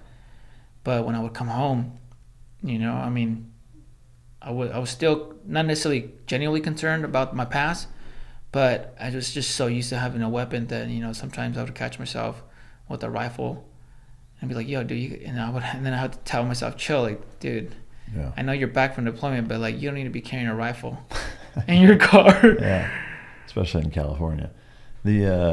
So I'm curious then, you know, I think I know where your stance is on, you know, gang life, gang mentality, your associations. I'm assuming you don't have associations with any of the guys that you No. did.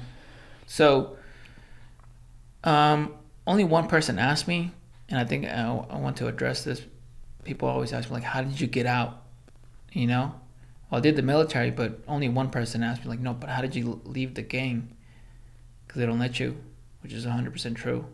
But, you know, just like probably how it is in the teams, you're all SEALs, but you guys have a little group. And within the gang, I have my own little group. And luckily for me, we were the ones doing the majority of the violent crimes. Yeah. So So you didn't really have anybody to answer to. Not just that, but when I left, before I joined the military, I took 8 people with me. Oh, no shit. And it was funny because the ones who I thought would be understanding weren't. They saw me as a pussy, as a bitch, as a traitor. And then the ones that I thought would have issues would be like, do it, man. No shit. So when I got out, I told him, you know, because all of them were like, hey, man, like, you're unspoken, like, not unspoken. You're our leader, unofficial, but like you're the leader. And you know, so I took it upon myself, and I let them know, like, if you're gonna come at us 100%, because that's, you know how I am. Yeah. You know how we are. Yeah. So it's all or nothing. Yeah. So there's in going back, like there is no real association. Do you know No. if any of those guys that you used to run with are still doing it? Yeah, a lot of them still are, for sure, because I mean, I don't live in those areas, but some of my family members, they're poor, so I still go around. I still have to go around those areas. Yeah.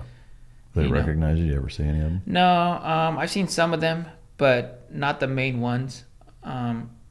Everyone leaves me alone. I think they respect that, and if they don't, it's fear, because they know that, like, fuck, if he used to be something to be reckoned with, now look at him. Yeah. But for the most part, I think everyone just understands that, like, yo, this dude, he's moved on, he's doing big things. Yeah. You know, and then I think they themselves have grown and been like, fucking made it, man. Yeah. Good for you. Yeah. But I don't associate myself with any of them. And then the ones out of the 8 of us, only, including myself, including me in the 8, only 3 of us actually did something, I would say, like, successful. The other 5 just did an enlistment and got out, or what? No, one lost him to drugs. You know, the other one just left the area. Yeah. And then one, unfortunately, you know, tried to rob a bank. Now doing federal time. Yeah.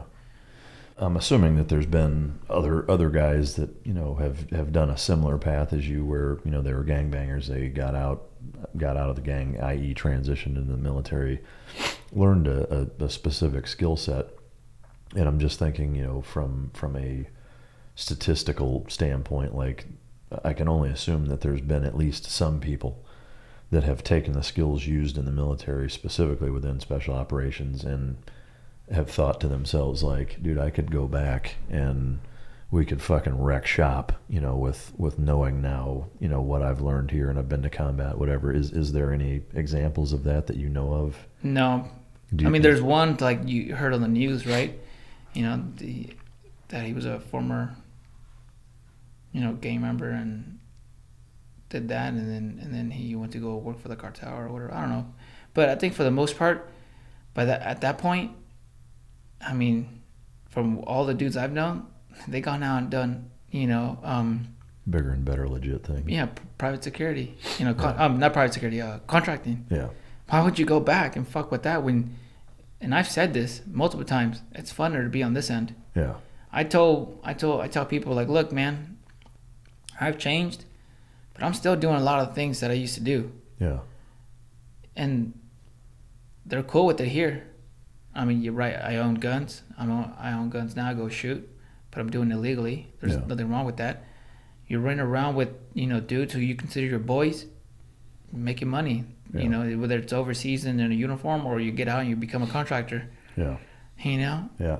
No, it's good shit. It's good to hear. Because I know that in a lot of areas of life, money corrupts everything. Yeah. Money and power. And the prospect of the tens of millions or hundreds of millions of dollars that that so many cartels, for that matter, billions of dollars with a number of them have the ability to generate. It's just like, that's a pretty stark contrast when you're looking at, even if you're doing well by yourself and Uncle Sam's taking 38 fucking percent, and you're having to pay property tax and do all the things, and you're like, fuck, man, these guys are rolling in fucking money, whatever. I just again, just curious, knowing that I can only assume, maybe I've seen too many fucking movies. I don't know, but I wouldn't be surprised. Yeah. I wouldn't be surprised if there's some former. It doesn't even have to be special operations. Just call it a former infantryman who just doesn't have wife or kids. Yeah. And is like, fuck it. I wouldn't be surprised. Yeah. But there's just many more avenues where you can make money. Contracting. I know a bunch of regular dudes. Yeah. Made mad money when it was good. Yeah, when it was $1,200 a day or whatever. All right, so in that deployment, you did mostly IED searches and stuff. Were there any that you talked about? The one example of guys getting blown up ahead of you. Were there any other gnarly situations you found yourself in on that deployment? No, it was just minor ones, like a bomb in a tire. Yeah. Dispose of that. And then some of our counter, forces, they hit, because they're in Toyota trucks. They hit a landmine. Yeah. They're all dead. So we had to find the rest, we just found one. Yeah. And then election day, they were just killing each other. And then that's when I find out that they're not all the same, and they don't like each other, and it's different. Yeah. They're very gang, tribal, oriented over there. So when they were teaching me about that, I understood it. Yeah. Yeah. All right. So you come back from that. Was it at that point where you decided to screen and go be a ranger? Yeah, because I didn't know any better about I didn't know anything about the military, before I first joined. I remember the recruiter giving me, like, hey, if you want to get promoted fast, you gotta learn, your Alpha, Bravo, Charlie, and go study this. I remember I was studying it at home, and I'm like, man, I'm so military right now.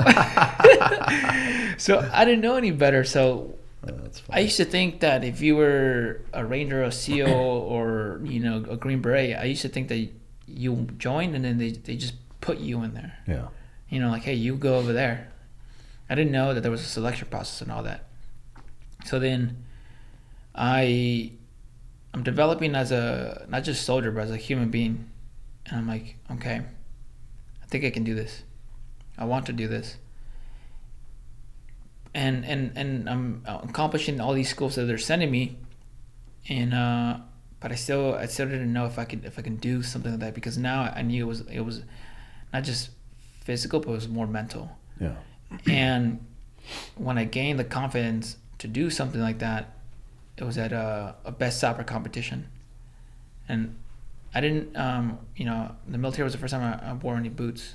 So right away I started having shin splints, and then it turns out I have flat feet. So like I'm running in boots for the first 2-3 years of my military career, and having shin splints all the time and having all this pain. Finally, the doctor's like, "Yeah, you're flat-footed. Get some inserts." So I got some inserts. I took some time off, but I remember, you take time off, it's seen as weakness. Mm-hmm. So I remember I took 3 weeks off. I was in a soft shoe profile and all that, because I had stress fractures on both, and I didn't know that, but what they can get so bad to where you can break your foot or whatever, or your leg. So I took the time off to recover, and I knew there was a best soccer competition coming up. So I'm like, I'm gonna recover, and I'm just gonna go for it. And I went for it, trained for it, and on the first day, it's by teams, but my teammate got hurt, but they still let me finish the rest on the first day.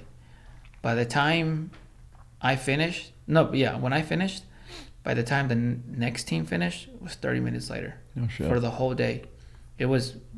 We woke up, I'll have all these events, and the last thing was a obstacle course. There's rucking, there's running, there's all this and that. And then I did it all. And then I look back and I didn't see anybody. And I was like, okay, why not me? I mean, and you see, the movies, the commercials, and even the famous ones, the special operations dudes, they're fucking monsters. They're huge. Yeah. Right? So I'm like, and I didn't see anybody small make it, and then even then, me being at JBLM, so for those people listening, Joint Base Lewis McCord, so it used to be called Fort Lewis, up in Washington. I mean, you see the SF guys, you see the Rangers, and none of them were small. So my leadership some of them see the potential, but at the same time, I had some leadership. Once it's one thing to say you have a goal, it's another thing to say it out loud, because now it becomes real. Now the world knows. And I remember I told my squad leader that I wanted to join special operations, and he laughed at me, and my team leader did too, and so did my peers. They're like, "Do you have any idea what you have to do? You have to do this, you have to do that. People, break this or break that." And I was like, and I would just nod and say yes. And yes, I would get bummed out that, they didn't have faith in me, but I still wanted to do it. But other squad leaders would be like, "Dude, go for it." And then, so there's a whole village stability operations that the Green Berets are doing, or they did. Mm-hmm. Are you familiar with that? Mm-hmm. So they were like, "Hey," and I was getting ready to drop my pack, and they're like, "Hey, we're gonna deploy with SF. Like, don't drop it." And I was like, "No, I'm leaving." And then at this time, I'm not just a serviceman. I'm not just a Joe. Now I'm a team leader. So we're about to deploy again, and I just didn't feel great about leaving my men I'm supposed to be the leader. Now I kind of saw it as a selfish reason to leave. Well, they're getting ready to go to war. That didn't sit well with me. Me going to a selection whether that I may or may not make it, and then them at war. And then next thing you know, we start seeing Green Berets around our area. I'm like, oh shit, this is true. So for the listeners, it's village stability operations. Is you live in a valley. The SF guys, the Green Berets, would live in a valley, and they would sometimes have Afghans live with them, and they would fight out of a compound. Not a big base, not a small base. We lived in a house that we took over. So, long story short, I didn't go to the SF selection. I went on the deployment, and Iraq was slow, right? People were dying, getting hurt, yes, but now because after this deployment, I consider it slow, because everything that I said I wanted, I got that plus more. And when I would hear older guys be like, "Nah, like, I don't even know why you want to get in a firefight. It's stupid." Now I get it. Now, and I don't hold it against any of you guys, but like this thing that you want, trust me, you don't want. Mm-hmm. We got there and we're fighting every single day. Well, as soon as we get there, the outgoing team takes us to where they just lost teammates a couple of weeks ago, and there's parts of the vehicle still on the road in this valley. There's no support. The straight line, the nearest small base is, I don't know, 4K, 5K, kilometers away, but might as well be on the other side of the world. And we were in Wardak in the mountains, because they're not going to get to you in time. So they take us there, and as soon as fighting season started, it was game on. And it was, you don't get phone calls over there. There's no phone numbers. So when I got attached to one ODA, my friends got split up to other ones, and they're like, hey, phone for you, and it's, so-and-so died. A couple of weeks later, so-and-so died. So-and-so got hit with an ID. So-and-so got shot. And then the dudes within your team, because now I'm being friends with the ODA guys and the infantrymen, and they're getting hurt, So I had to deal with suicide bombers. That's where, I had to deal with RPGs, with landmines, with IEDs. I pulled IEDs out of, with my bare hands. So we lived in a house, and we just fortified it, and then we wanted to push deeper into the valley. And this is you and how many ODA guys or Green Beret guys? Sometimes as little as 6, and then sometimes as more as like 11. So was it just you and them, or were there a group of you also? It was, so it was a couple of infantrymen, our interpreters, and them, but sometimes some of them, half of them will go away, to go pick up supplies or whatever. So sometimes you're on the compound, it's only 6 of you. Yeah. And then who's going to fucking, Yeah. What did you find yourself kind of in awe of the Green Berets at all, or were you like, these 100%. are just dudes? No, 100%. In the beginning, and then of course after time I was like, they're just dudes. They're human. But I always respected them, and I always looked up to them. And then I saw, that's one of the Fox. He was this older man, but he was my height, and I saw him only one time in uniform, and he was stacked. He had all the tabs, all the badges. I was like, he's my height. Yeah. Like, fuck, you can do it, And so we pushed deeper into the valley, and there was a kalal, a courtyard, and the Taliban saw exactly what we were doing, and they didn't want it, and they fought us hard for that, and we fought back, and we finally took it over. And we're pulling security. You're pulling security with, there's no fancy towers, no fancy anything. You're standing on the wall on one end, and you got your nods, and you're pulling security. And I remember one time we took one of our vehicles there, and we had a camera that you make go up in the air, and you can kind of look around. And I saw this one dude in a bush, and it was near. You had 2 entrances, but one of them we blocked with Hescos, but you had just a small little opening that we can go through people, and the other one was for vehicles, and they saw this. So when this Taliban member was acting like he was just farming, but this was like 5 a.m, and we had just switched over. So in my guard shift, I saw him. I told our terps, and they went over there. He's like, "Oh, I'm just getting ready to farm." I'm like, what the fuck? No, you've been staring as far as I've seen you for like 20 minutes, and you've been standing at that back entrance. And then the next day we switch off, because we were doing 3 days on, 3 days off. And I told the I told the incoming team. I told the other team leader. I was like, hey man, like, keep your eyes out. We had this situation happen, and then not the next day, but the day after that, I got woken up, and it's like 4:45 in the morning, and I just hear so much machine gun fire, so many RPGs, and I got woken up, and I already knew what was happening. They're trying to take over. They're trying to overrun them. So when they said get up, put on your, they're trying to take over, they're trying to outrun the little compound. I already knew it, but for some reason I said what? But I already knew what was happening. The noise said it. So by the time we got to them,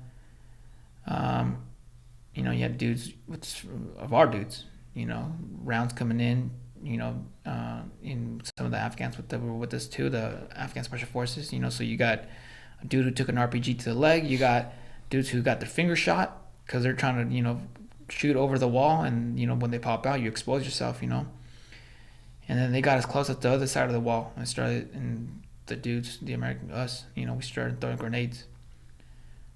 And then we had a suicide bomber, and when we get supplies at our small cop, blew himself at the entrance.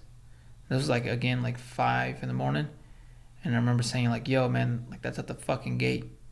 And as soon as I turned around to look uphill to my other teammates to tell them yo, that's at the fucking gate, the biggest explosion I ever felt. What it was a dump truck that came in, blew itself up. Next thing you know, my face is in the dirt, and I'm trying to all my senses are out of whack. I'm trying to get it all, but I knew I wasn't dead. I'm not dead. And earlier they had done that at another base, and then after the truck blew up, Taliban came in. So I figured that's what was gonna happen. So the ODA, and us, we went down. So it was 6 of us, 7 of us went down with the initial group.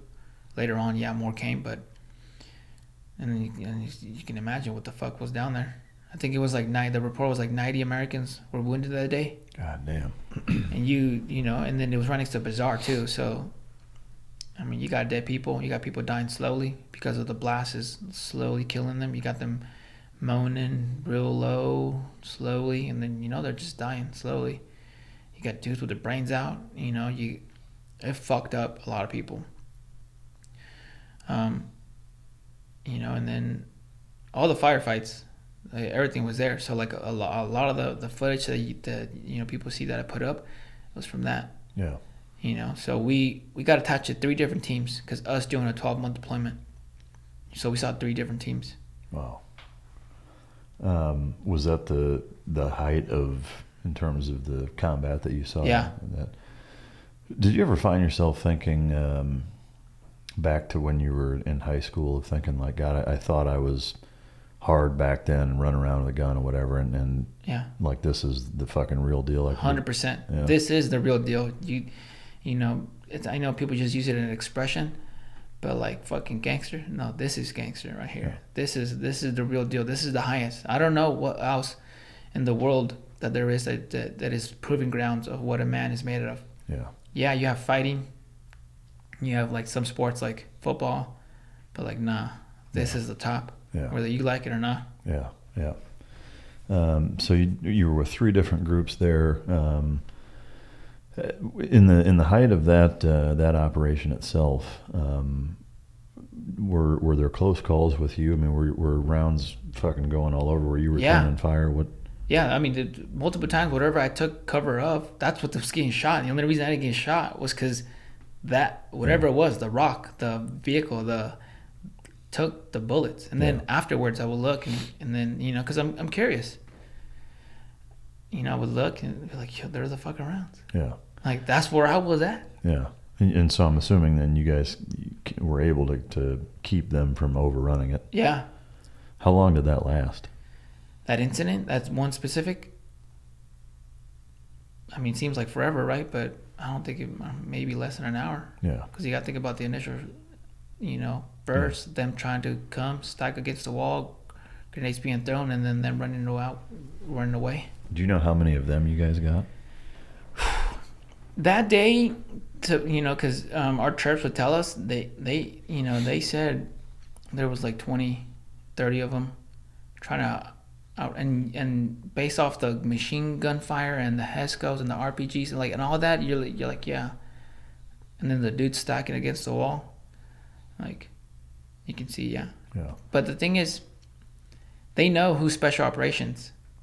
So there was times where the IEDs were changing. They were a little more sophisticated, a little more fuck, that's nasty. Yeah. Some in the walls and very, technology improved. And then, we had reports that they're sending foreign fighters. Yeah. And you can feel it. Yeah. There's a different quality. Was there a level of respect and kind of admiration that grew for you as it relates to the Green Berets, seeing them in that? Yeah, 100%. Yeah. I mean, after that, there was no way I was going to stay as a regular service member, because we were taking it to them. Yeah. And this was hands-on, and I've never experienced such high quality of resources and weapons and soldiers, and like they were not just a high quality of individual, but like a soldier, you know, like all well rounded. And I was like, this is who I want to be. Yeah, that's fucking cool, man. All right, so you come back from that deployment and you decide I'm going to be a fucking Ranger. Yep, I dropped that packet, and weeks later I'm done. I mean not done. I'm gone. And me being prior service, you know, my pipeline was a little bit longer, and they were, you know, straightforward with me, like, hey man, no offense, but it's a one-shot deal. Yeah. There's no, I got hurt, give me some time off, or none of that. So one of them described it as, like, you're leasing to own right now. And I was like, okay. So I had to do, I was at pre-RASP for 4 weeks, and sometimes some of those days were tougher because we had a dude who was getting ready he got sent over there because he was getting ready for selection for CAG. Yeah. And so he would involve us in his workouts. Yeah. And fucking punish you. he made it because I talked to him after I graduated. He's like, yeah, if I don't make it in CAG selection, I'm gonna come back to 1st Battalion. And Yeah. I was in 1st Battalion. Yeah. And I never saw him. Yeah. So he That's made cool. it. But yeah, so I was there for 4 weeks. Then I did RASP, and then me not being airborne qualified, then did airborne school, and then me being a combat engineer. You know, the slot for battalion is you're the battalion master breacher. Like a bunch of them go to master breacher, but you're, you know, the guy in charge of the demo and the ranges and stuff like that. So I went to master breacher, and that course was I'd never seen the quality of training and of explosives techniques, you know, the latest and greatest. Yeah. And then after that, I did CERT and then Ranger School. So for Ranger School, were there times where, like, mentally you fell back on growing up and being like, dude, if I can do this, this is no fucking problem? 100%. Because, I mean, I didn't like it, but like I was used to getting fucking shit on. Yeah. So in Ranger School, you're just getting shit on and you're not eating. Yeah. So like not eating sucked. I was a hungry Ranger, you know. They're sleepy and hungry Rangers, and I was a hungry Ranger. And as a matter of fact, towards the end, I paid $100 for an MRE. No shit. I was like, yo, I'm fucking tired of being hungry. He's like, dude, we go in tomorrow. We're done. I was like, yeah, but I'm tired. I was like, I'll give you $100 for that MRE. And he's like, all right. I gave him $100. But I mean, What was the MRE? oh, it was fucking shitty. It was it was that maple Baby dicks? Was it fucking hot dogs? pretty much. It was fucking horrible. Oh, man. Yeah, I mean, there was a 6-week period when I was in Iraq where we had 2 MREs a day, you know, and that was for real, you know. It was like, it was fucking horrible, you know, but you know, that's just what it was. But at any rate, how was Ranger School other than that for you? It was as hard as you thought it was going to be? Was it? No, it wasn't as hard as it for sure kicked my ass physically and mentally. Yeah. And it put me in a different gear. You know, yes, I had been to war by then, and I've done some other courses, and I've done RASP and all this and that, but it's its own thing. And for a piece of me, for a while, yes, I was angry of that I was there, but I tried to make the best of it and learn from it. And for sure, I learned how much more my body can do. Yeah. You know, I mean, everything, all of it. So I'm just like, little by little, I'm learning you're capable of so much more. Yeah. So I understand the purpose of Ranger School, but a piece of me, the reason why I didn't like it was that I'd already been to war. Did that help you or hurt you in some ways? Both? Hurt me, in my opinion, because there was things that we were doing, and I was like, fucking, it was tougher in Afghanistan. Yeah. You know, than fucking this shit. Were there ever times where you're like, that's not how we did it, or like? Oh yeah.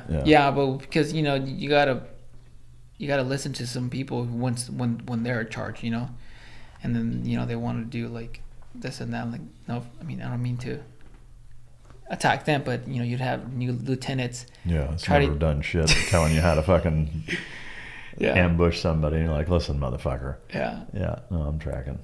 In the SEAL teams, you know, you have the third officer because there's the officer in charge, the assistant officer in charge, and a platoon of 16 people, and then sometimes when there are extra officers, they call them a third-o or a third officer, and that's, like, yeah, technically you outrank all the enlisted guys, but you're basically a fucking spanker, new meat guy, Yeah. like that you're just going to get taped up and thrown in a corner and told to shut the fuck up.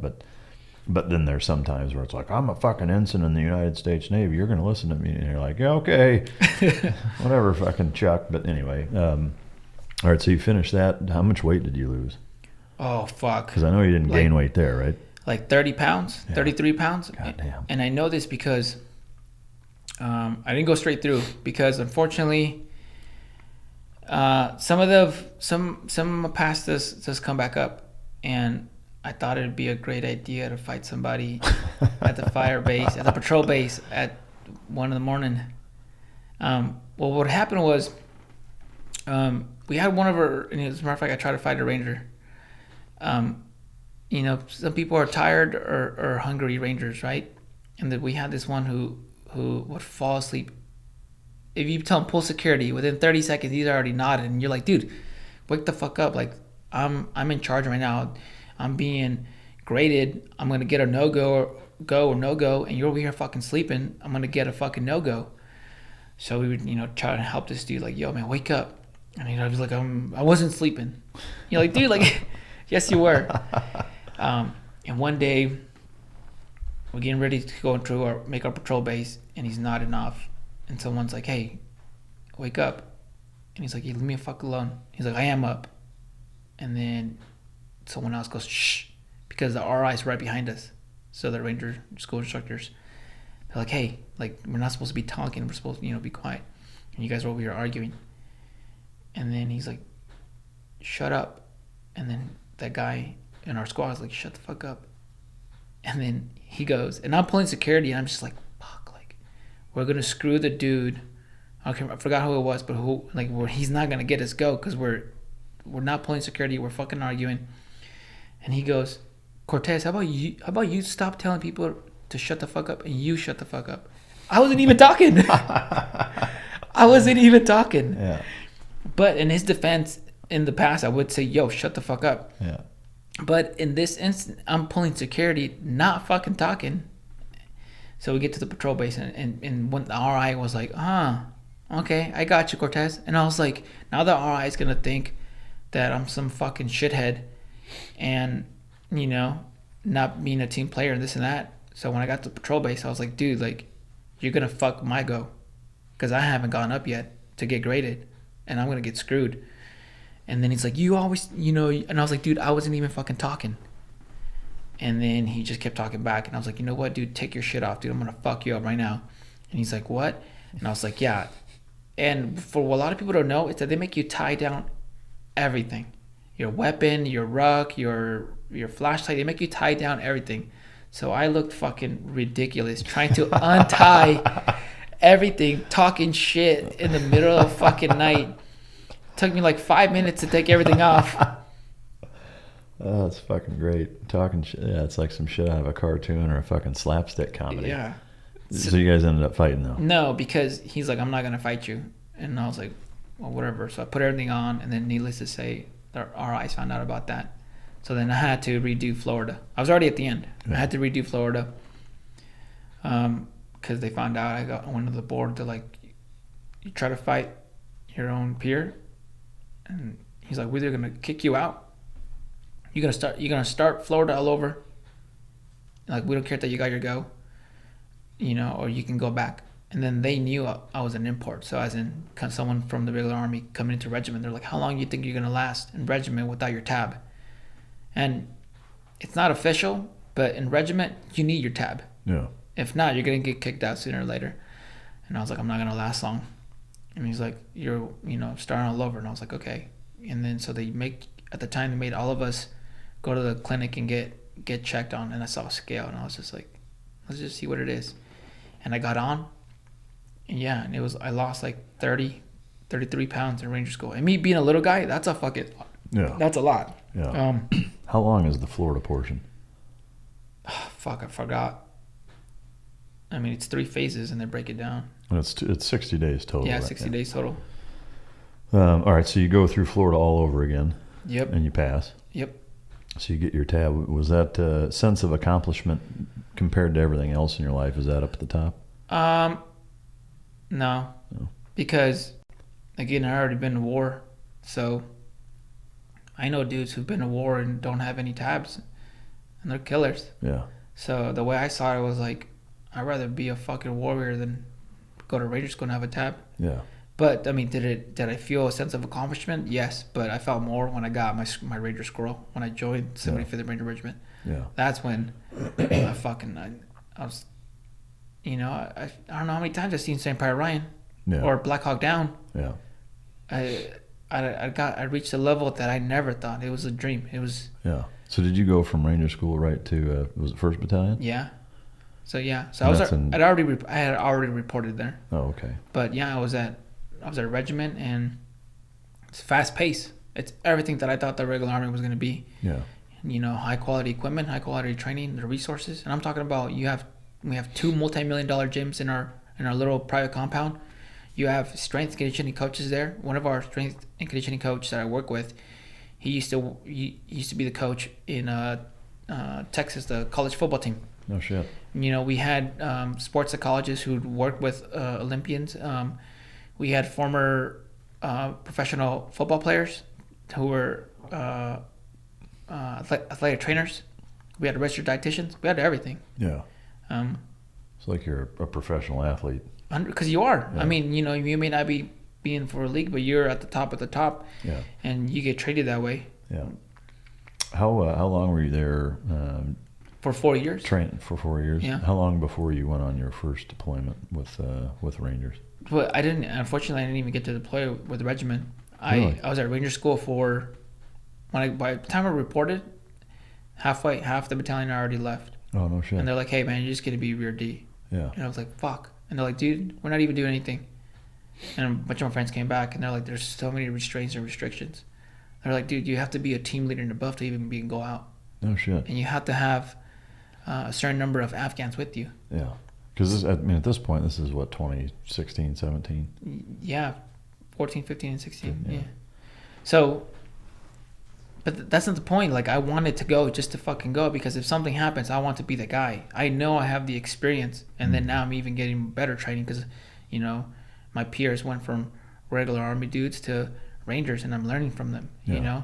Whether they're teaching me directly, but I'm listening to them. I'm seeing what they're doing, what they're not doing. Yeah. And I want to be the guy to fucking be there. Not to mention, I was angry because I lost a lot of my friends, in my last deployment. So I just wanted to go back. I knew it wasn't going to bring them back, but I just wanted to go back and just kill as many as I could. Yeah. I was angry. And me being angry, I think messed up some of my time in regiment, because I had a great leader, great leader. He's a mentor. And he was killed, Sergeant Solis. He was killed in Afghan. This is one of the bracelets. Can you show it to? Oh yeah, one of the bracelets I have. Yeah. He got killed 2018, and he's a fucking great leader. And I just don't think I ever told him. Some of my actions were, he'd say me to go do this, and I accomplished it, and I see that he'd be happy and proud, and everything that he wanted to do, I wanted to do, and some of it I got to do. He's a great leader, and nobody can say anything bad about him. He was killed, but I wish I would have told him how much he helped me, because a lot of the things that I do are because of him to this day. Yeah. And some of the things I pass on to my kids are because of him. Yeah. So once you got your Ranger tab, you're back at the regiment. What was the rest of your time in like there? Training. You have the big training exercise, MLAT, and then you have company and platoon, which is a bunch of training, a bunch of schools, and then you got Ranger Rendezvous, where all the battalions get together and fight. Yeah. You had that. But next thing you know, I went to Master Breacher as a student, and then now I found myself there being an assistant instructor. And I get a call like, hey man, you're 9 months out from your ETS date. You either got to re-up or start ACAPing. So ACAPing is the process to get out. And I was just so into the military that, and then in regiment, I totally forgot I was almost going to get out. And I'm like, fuck. So, like, next thing you know, that's 8 years. 8 years flew by. Yeah. And there was a lot of restraints and restrictions. And then I missed the second, another deployment because I was at Ranger School. And then my friends were like, dude, we didn't fucking do shit. He's like, unless you were a team leader and above. And I was like, well, if they're putting a lot of restraints and restrictions and they're not letting us fight, I'm getting the fuck out. Because, I joined to fight. I joined in 4 months into completing basic. I was in Iraq. Yeah. And then I deployed 2009, 10, 11, and 12, and then in the beginning of 13. So it's like, now we're not fighting, so I'm getting out. Yeah. Do you keep in touch with any of the guys from battalion? Yeah. That are still in? Yeah. Yeah. Have those restrictions waned at all? Like, is there? It took a while. So I know there was some restrictions, and then I got out 2016, and then like a year later, like officially, regiment was there. Yeah. And I suppose thinking of it politically or political season wise is that you got out right at the end of the Obama administration. Yeah. So I can only assume that a fair bit of those restrictions have been taken off. Is that kind of the premise you? Well, because some of my hottest deployments were during the Obama administration, so we were fucking doing everything and dropping everything. Yeah. So I think it got to a point where, I don't know, but my wild guess is that politicians were having their hand into too much. And then on the Afghan side too. Yeah. Of them being like, yo, we need less Americans around, more Afghans on, and it got to a point where like, dude, you're making us fight with one hand behind our back. Yeah. And then Syria kicked off, officially, and it's fucking game on again. Yeah. But when I talked to my ODA friends, it never fucking slowed down, because what a lot of people don't understand is that they don't have a big structure like regiment or the regular army, where you have platoons and companies and a battalion. When a small team goes out, the guy who calls a shot is on the fucking ground. Yeah. They don't have to call up to hire up to fucking do anything, at least for what I've seen. Like the dude who you need to get the permission to do this or that is fucking right there. Yeah. So yeah, they're pretty autonomous. Yeah, my ODA team friends, that shit never slowed down. So when people say there's no fighting, well, there's no fighting for some. Yeah. But there are other units who are fucking getting it. Yeah. Did that thought ever cross your mind in battalion to cross over and go to Q Corps selection? Yeah, it did. And I actually went to go talk to a recruiter. But one of the things that happened, and this goes back to my childhood, was that, my wife was super supportive. She never told me no. She always helped me prepare for everything. And from the best soccer competition that I mentioned, to this school, to that selection process, she would prepare meals. She would help me massage, if my hamstring was tight. She did everything. And I missed a lot. Yeah. When my son was born, I was deployed. Same with my daughter. When she was born, I was at RASP. And that was by choice. I finally realized it, and I just told her this year, actually. I was like, I think I love the community and the boys more than I love you. She's like, I knew that a long time ago. But this wasn't like us arguing. This was me having I did DMT, and made me think about and realize a lot of things. She's like, but how could I tell you? How do you tell that to anybody? Yeah. And you still feel that way? Yeah. Yeah. Did that cause any problems with her? No, because she had come to terms with that a long time ago. Where did you meet her?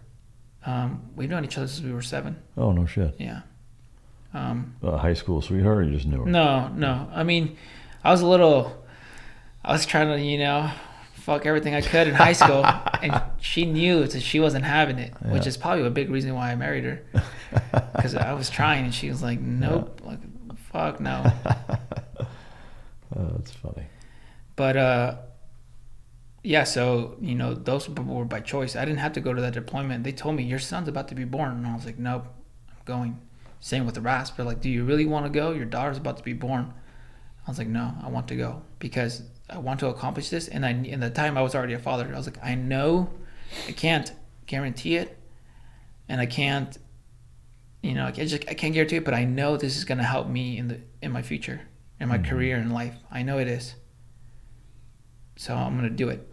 So when you got to the point where you decided to get out, it sounds like there's kind of some internal struggle to a certain extent, and then on the one hand, you're getting out because you have missed a lot and you want to be around for what's left. On the same token, you have feelings of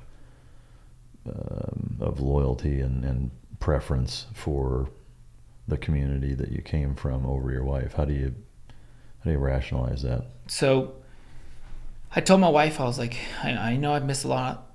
And this is when my son was like 2, and him being the oldest. I was like, on the first day of school, I promise I will be there. So when that call came, my son was about to start going to school next year. So it kind of just lined up. And then me missing the community and loving the community. I love regiment, but I was closer to the dudes I deployed with. The dudes on the ODA, the infantry dudes I deployed with, and we had all gone on separate paths. A lot of the infantry dudes actually joined SF teams, which is cool because a good portion of us who came back from that deployment, not specifically the ones I was with, but the overall group, we all went to a special operations unit. We saw the good life, and we're like, fuck that. Yeah. So, it just made it easier. What was the kind of shit or get off the pot moment for you where you considered going to Q course but ended up not doing it? Was there a specific instance where you're like, no, I got to get out? Yeah, because she said, so how many years are you going to do? She's like, she accepted the fact that, well, if you sign up, you're not going to be there for our children's first day of school. She's like, just do 2 more or 3 more. Like, that's not, and then I was like, but that's not, and then I went to go talk to the recruiter. He's like, yeah, that's not really, we don't really have 2-year contracts for teams. Yeah. And I was like, what about 3? He's like, nah. Because the Q course and the path alone is what, if you don't get hurt, it's probably like a year or 2. Yeah, I would say, I don't know specifically, but yeah, I would say from the time you say, yeah, let's do it to where you're actually fucking doing that job, it's probably a couple of years. Yeah, so I was like, okay, well, they're not going to give me just a little 2-year contract. And then and it's slowing down. So I was like, it seemed like it was the end. Yeah. Right? Yeah, I got you. Were there any canine instances that happened? Were you ever around dogs? Yeah. So, regiments got their dogs. The ODA dudes had their dogs. And the ODA dudes and their dogs, that was my first experience of witnessing what a dog, the potential. Of course, you can do security and stuff like that, but one of the dogs over there found one of the biggest fucking IEDs they put for us. Oh shit! It's like massive, like for sure, not just a small vehicle, but like a big vehicle killer. No shit. He fucking found it. Yeah. And that was an ODA dog. Yeah. Yeah. And then not to mention, something about dogs over there. It's rough. War is a big emotional ball. It's some of the best moments and worst moments of your life. And then something about having a dog, and then maybe just playing with, or just having it around, some morale booster. Oh, for sure it is. It's a slice of back home to a certain extent. That exists.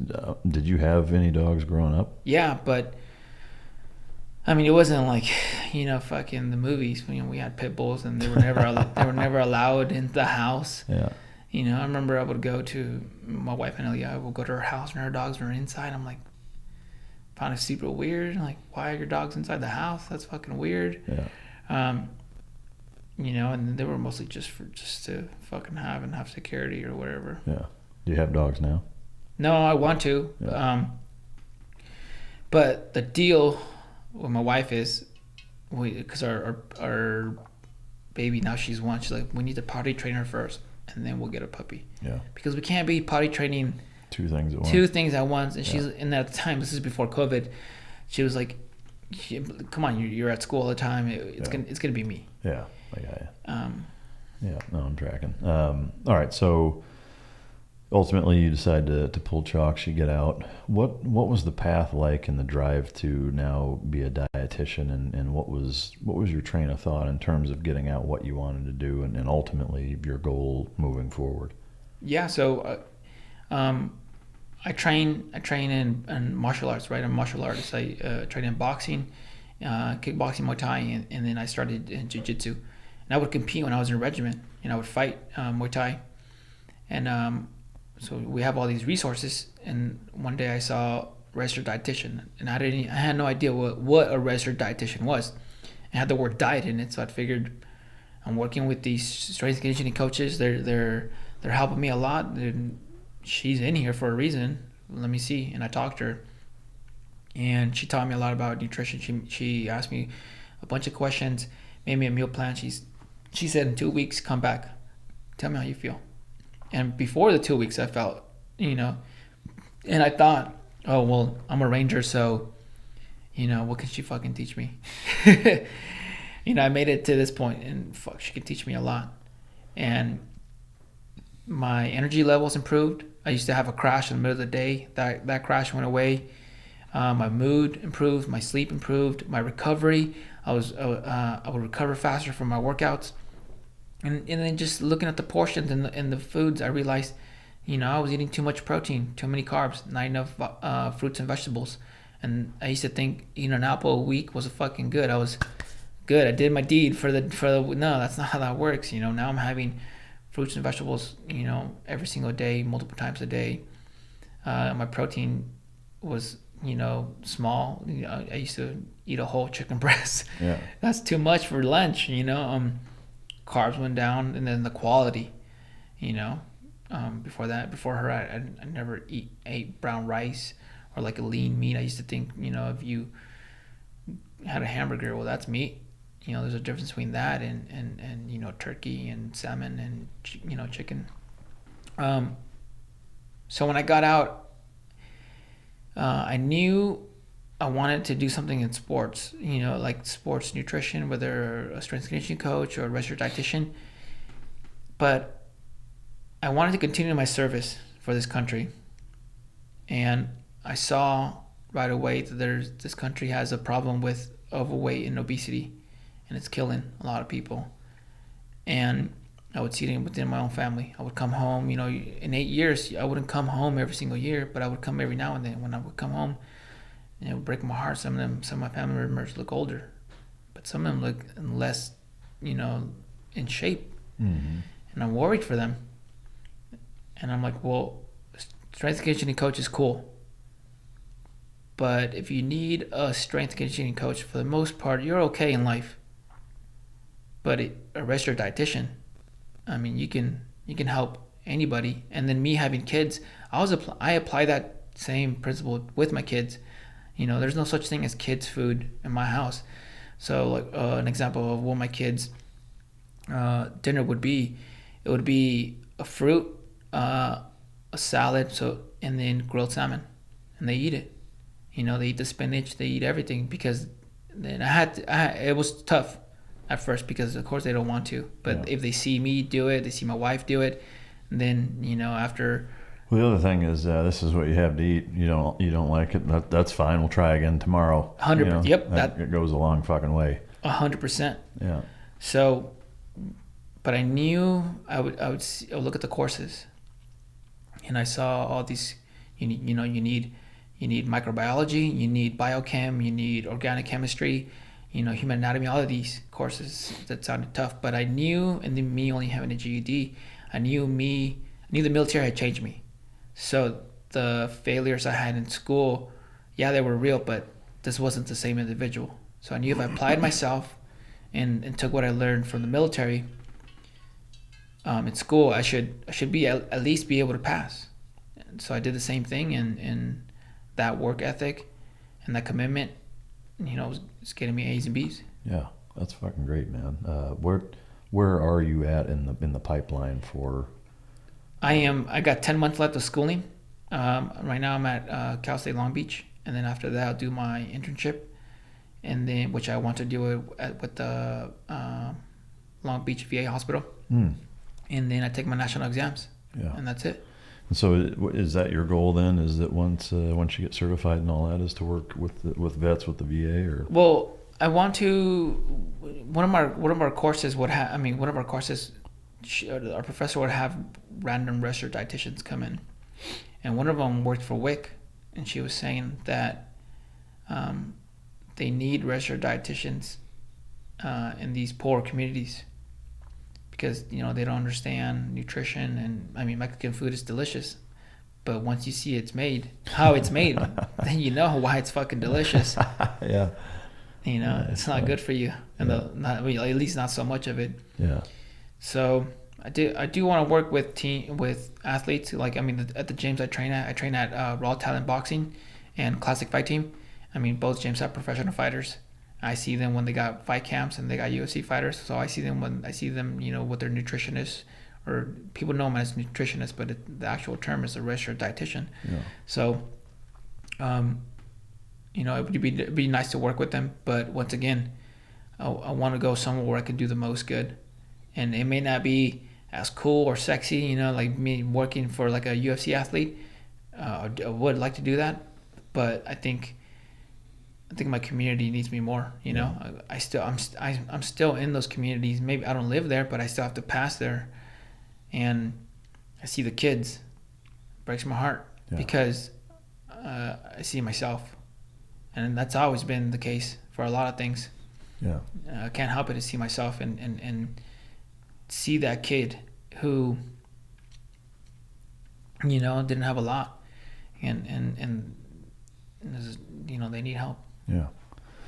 Well, I got to tell you, man, it's incredibly admirable, and it's just such a neat perspective that given what it was like for you growing up and what you've been through since, continuing your service on with something like that is just I'm fucking proud of you, man. It's really awesome. Where are you at now in terms of where people can find you and find out more about what you're doing and things of that nature? So what I'm doing right now, and before I get to that, also I guess I'll address that first, and I have a question for you. Yeah. So I started helping dudes get into the military, and they pass, like I said, they pass Ranger school, they pass selection to become a Ranger, airborne school, and this and that, and I will keep doing that. And then I realized at school, and then you got the news and stuff like that the veteran community is hurting. Suicide is happening, it's real. And then when I saw it firsthand with dudes I deploy with, broke my heart. And I feel just as strong for the veteran community as I feel for poor communities. So at first I started hosting UFC fights at my house, and then you get paid to go to school through the GI Bill, but in between semesters you're not getting paid. So I worked these odd jobs that I fucking hated. And as my following grew, I would share cool guy pictures, and people like it, and companies would give me a free shirt. And I love companies who give back to the community in some way or another. And people would always say, like, dude, you got to start your own thing. Mm-hmm. And I'm like, man, but I'm not a businessman. I don't know anything, and then I would wear a shirt. They'd be like, yo, is this your shirt? And I'm like, nah, man, it's my friend's shirt. You can go buy it from them. And then my wife, at the same time, now I'm out 2-3 years. And my wife's like, hey, I know you want to get back to the community, but we should create a buffer instead of, spending, because UFC fight cards happen all the time. Yeah. So, you know, and I would pay for food, and my dad would make it because, you know, he's an amazing cook. So I would have my dad cater the event, or buy the pay-per-view, buy drinks, and then tell people, veterans from my school and my gym, and then just people in general, just come to my house and watch it. You know, because I believe man needs community, and a sense of purpose and a tribe. Yeah. You know, so I'm trying to offer that because I need it too. Mm-hmm. You know, I'm doing it for selfish reasons as well, because I need it too. I get out and I realize I don't want to associate with people that I used to know, and even the cool people that I kind of like know or talk to every now and then are not the same individual. Yeah. So I started a sticker and clothing company, and the first thing that I sold, because I just didn't want to make something, just put Ranger on it because I was a Ranger thinking it would sell. The first thing I sold was actually a drawing my 5-year-old son drew. Really? And it's actually this right here. Oh, that's cool. Fuck, man, that's awesome. So I made 100 stickers of this pumpkin, and I was like, let's just see who likes it and who wants one for free.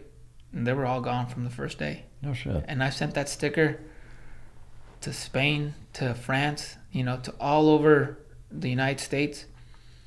And I like the pumpkin because I like Halloween. And if people who look at my cool guy pictures and videos, like I'm wearing skeleton gloves, I would have a skeleton bandana, and sometimes I would wear this mask.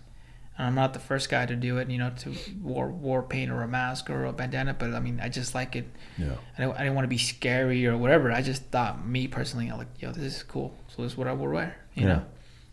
So I got this thing for Halloween. So it's Halloween based for the most part. Like one of the shirts, the Misfits punk band. Yeah. I took that shirt and I put G-Watt Goons on it.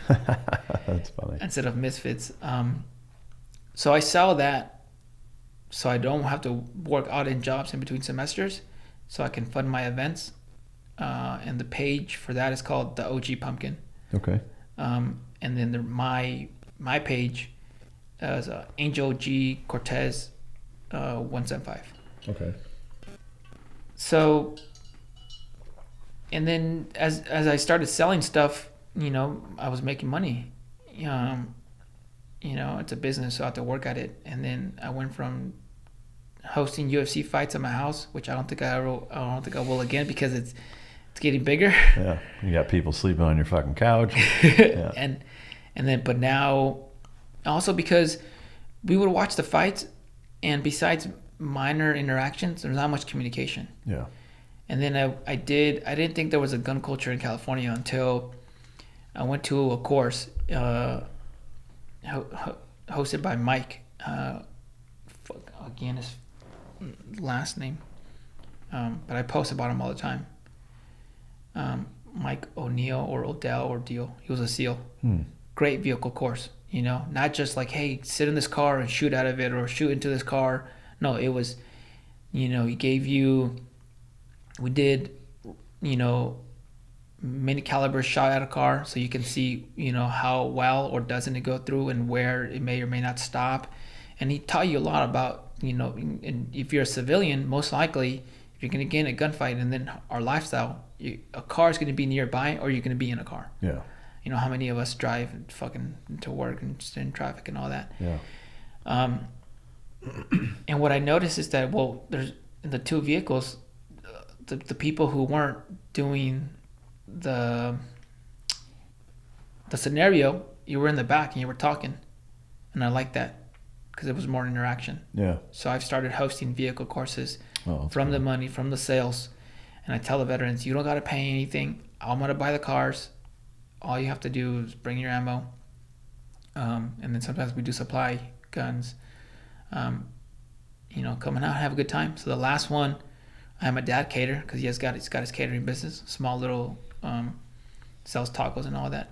My dad catered it, and we shot to and from, and I had a professional photographer, and then I sent all the pictures to everyone who came by.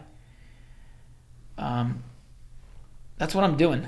Yeah. Because this community, it's got a bad rep from some, you know, that veterans don't care, or that they're angry, or that they're broken. We're not broken. There's many of us out there who are very successful in different areas, you know, from photography, from Hollywood, from, you know, Wall Street, from we're everywhere, and we're not broken, and then we're not all angry, and then at the same time, you get out, and if you go back to your home state is, you most likely don't have friends, and we all need friends. Yeah. In a sense of tribe, and also for selfish reasons, because I want friends too. I want like-minded people around me, so I'm not afraid to put myself out there. So I host these events, and then some of them I've become friends with, and we have we feed off each other, and we help each other with our success. A lot of them are going to school. Yeah. So I'm doing that. So I mentioned about the registered dietitian. I do want to do that, but a piece of me misses it. Yeah. I miss all of it, and I'm still pretty young. I mean, I just turned 30. I'm in shape. I ran some marathons because I got into running. Well, I broke my foot in my last Muay Thai competition. Made it all the way to the semifinals. Broke my foot in the first round. I didn't even know I broke it. It just hurt a lot. Kept fighting, lost the fight, because I broke my foot. Yeah. But I didn't know. I just knew it hurt because I stepped on it. But anyways, I gained weight. I had to get back in shape, and I'm like, I'm gonna start running marathons. Never ran a marathon in my life, but I knew physically, mentally, my body's capable of more than what I thought. So I ran a marathon. Didn't like it. Didn't like my time. I ran another one 3 months later. Liked my time. Then I did the David Goggins challenge, the 4x4x48 challenge. And everything that I do, I try to incorporate people. So I'm my really good friend Eric. We ran a marathon and that did the David Goggins challenge, and now we're about to do the Frozen Otter in Wisconsin. Which, by the way, I got to sign up for this after this. It's a 65-mile race, so we're gonna do that. So everything that I'm doing is because I want to build community. It breaks my heart when I see dudes another one he killed himself. Yeah. That's another $1 million question. How do you stop that? I don't know, but I'm a big believer in not complaining about things that I have no energy, no honest effort to try to change. Yeah. I'd rather not complain about that. I'd rather put energy and action towards things that I can touch. Yeah. And in my community, I can do that. And I'm not the only one in my area. I've linked up with other groups who are doing great things. There's one guy named Dick Loza. He had a Ranger panties at the beach, and there was including family members, it was 40, 50 of us. Oh, that's cool. And I met someone who I was at 1st Battalion with that I didn't even know that they were in SoCal as well. Yeah. So that's what I'm doing because I'm passionate about both. And I told my wife, I'm about to complete school. I'm going to finish it, becoming a registered dietitian because I said I was going to. I'm the first one in my family to go to college. But I'm doing all this, but to be honest, you see me, I miss it. Yeah. So I'm not sure what that means. Yeah. I think you're on the right track. I mean, to me, the first step is identifying what it is that your purpose is, what makes you happy. And then from there, just like anything else, is that, you're at A, you want to get to B, you develop a strategy and a plan, and then you execute it, and you just keep putting one foot in front of the other. That's my take. And I think, to me, like I said, your story is unique and incredible. For sure, I would write a book if I were you. And I just think that it's a really impactful and valuable story for so many people to hear, for a lot of reasons. Whether it's gaining perspective on what their life is now, i.e., people that were born here in much easier circumstances than you, or to give them some well-rounded perspective on maybe being a little more appreciative and less entitled, as well as on the other end of the spectrum of people that are in similar situations, to give them hope and inspire them to follow in not necessarily the same footsteps, but the same ideology of using everything that you have to the best of your ability and chasing something that's going to get you out of where you're at and ultimately where you want to be. And I think those two elements of of perspective apply to so many fucking people out there, that I think it's for sure valuable. That coupled with, you served your country honorably on multiple occasions, and now you're continuing to, to help do that, and whether it's at a community level as a dietitian or in the veteran community, I mean, nothing says you can't do both. And I think that's super admirable, and I'm proud of everything that you're doing. Appreciate it. It means a lot. Yeah. Did you have a question for me? Yeah, and I used to think that there was something wrong with me because clearly I'm being successful at school and my kids, but like I can't help it to miss it. And my question to you is, does it ever go away? Well, I think it's all kind of relative. For me, and I think ultimately no. What I will say is that, how you deal with it and what you put in its place is really the key to whether or not it's missing it is impactful enough to be negative in your life. And I think that's where a lot of guys go astray or go wrong, is that they don't replace it with something that's equally meaningful. There are a lot of things in life that can bring you purpose, bring you joy, bring you a sense of meaningfulness that have nothing to do with it. And I think, to me, the secret to happiness and to life is purpose. Yep. And as long as when you get up every fucking day, there's a reason for it, and that reason excites you about what you're doing. It doesn't matter what it is.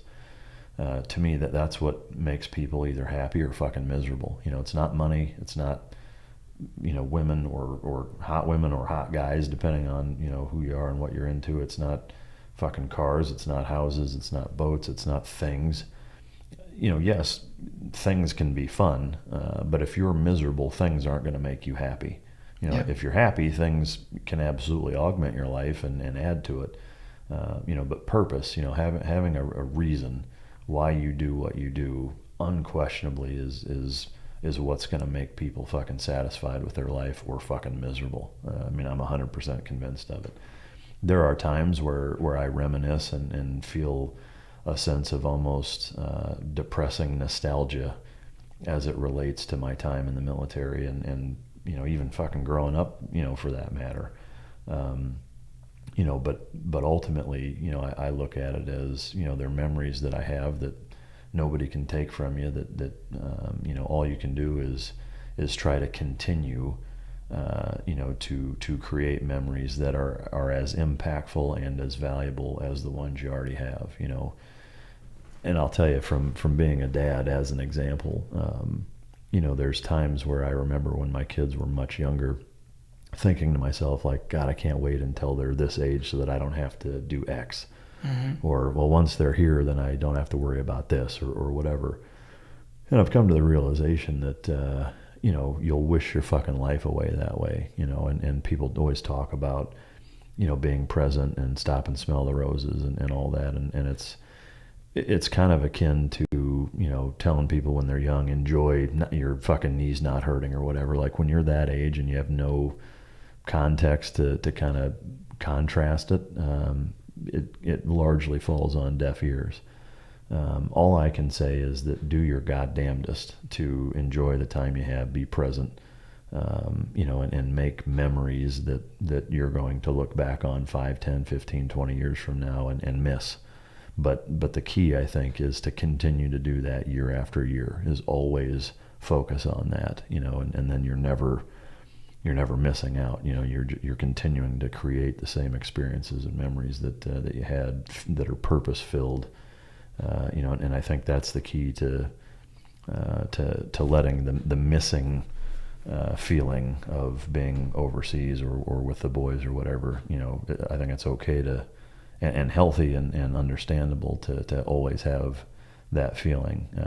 What's key is not letting it be a negative in your life by filling it with purpose in other ways. But that's my take. It's my Dr. Phil 101 take on it, right? At any rate, anything you want to add as we wrap up? Well, if you're,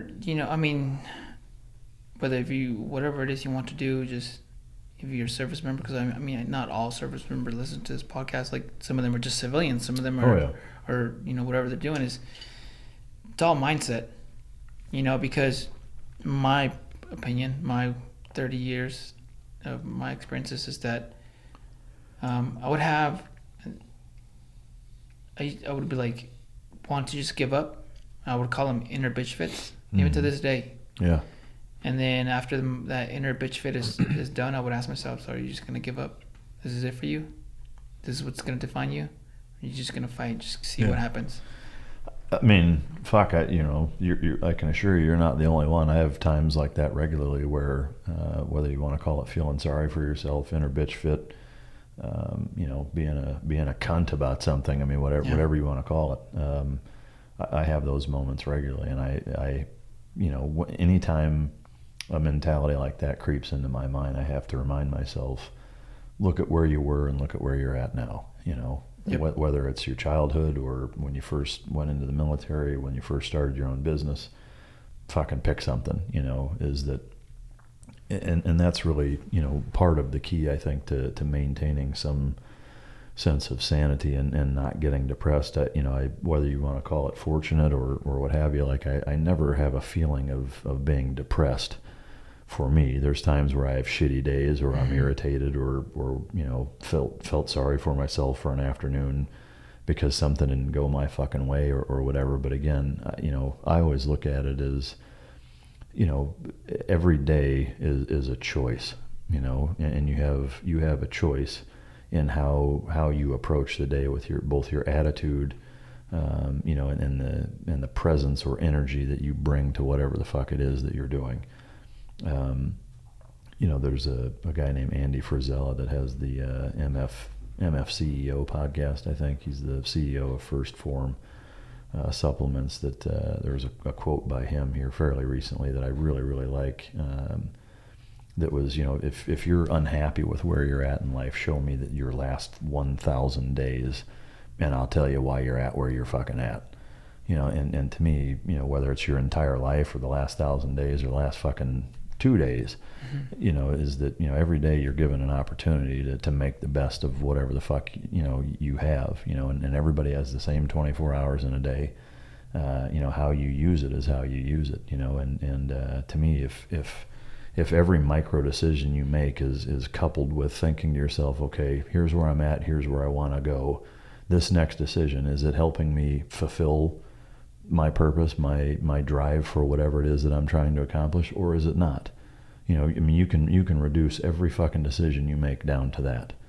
Is this helping me get my goals, or is it not? No? Okay, well then, if I do it, then, well, it's my fucking fault why I'm not where I'm at. I mean, it's that fucking simple. Nobody's life is easy.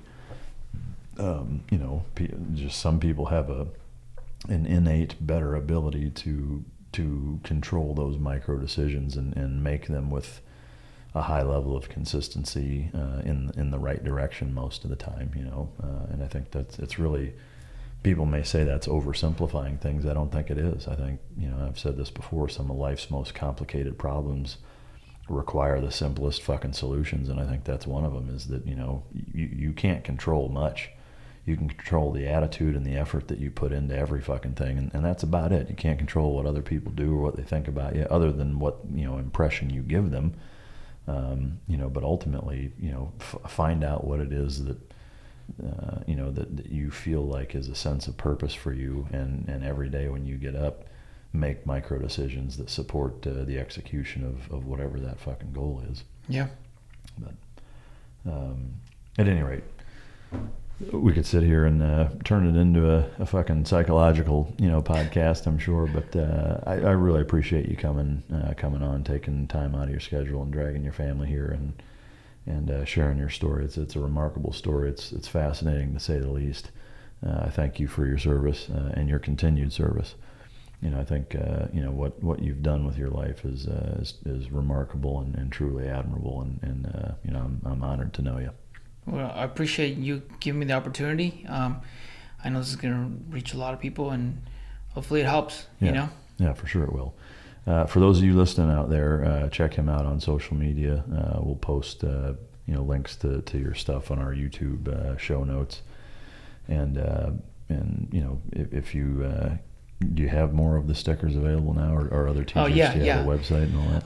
There's some on there, but I will have a lot new stuff drop September. Okay. But there's still some out there right now. Okay. And what is the website for your merchandise? The website actually is rangercortes.com. Okay. And it's Cortes, right? Yep. Yeah. rangercortes.com for all of his stuff if you want to help support him. And if you have any questions, if you're out there thinking, if you're in a similar situation that he was growing up, obviously he likes to help and is good at it. So feel free to reach out to him on the social media platforms. I'd like to take a quick second to shout out and thank our sponsor for today's podcast, Origin Labs and Jocko Fuel. Jocko Fuel is a great product. He's got a ton of products actually within the Jocko Fuel line. The guests and I enjoy them on the show. And outside, I take a lot of the supplements. I've got some of the Origin Lab jeans, boots, gis, and it's just all around American industry. They do a fantastic job really re-revolutionizing American industry from start to finish. It's all American made, all American sourced. Everything start to finish is made right there in-house, and they really do a phenomenal job creating the products and fulfilling the whole ball of wax. They've been a huge supporter of the Mic Drop podcast for a while now, and I really can't thank Jocko Fuel and Origin Labs enough for the job that they do for us. And so thank you to you guys. I'd also like to say thank you to our other sponsor, Resilience Premium CBD. Resilience is excited to offer all Mic Drop listeners a 20% off discount on all products for 2 weeks from when this podcast is live using the discount code MICDROP at checkout. That's 2 words, MICDROP at checkout. I'd also like to say that Resilience is a great company that works in conjunction with Trico CBD, and all military veterans and first responders receive 35% off. Yes, that's 35% off for all military veterans and first responders, and that's through the Military and First Responders Program. You just have to sign up at resilientcbd.com/military first responders discount. In terms of about Resilience, generally speaking, it's a premium CBD that I use. Again, it works in conjunction with the Tricos brand for the everyday athlete. That's www.resilientcbd.com.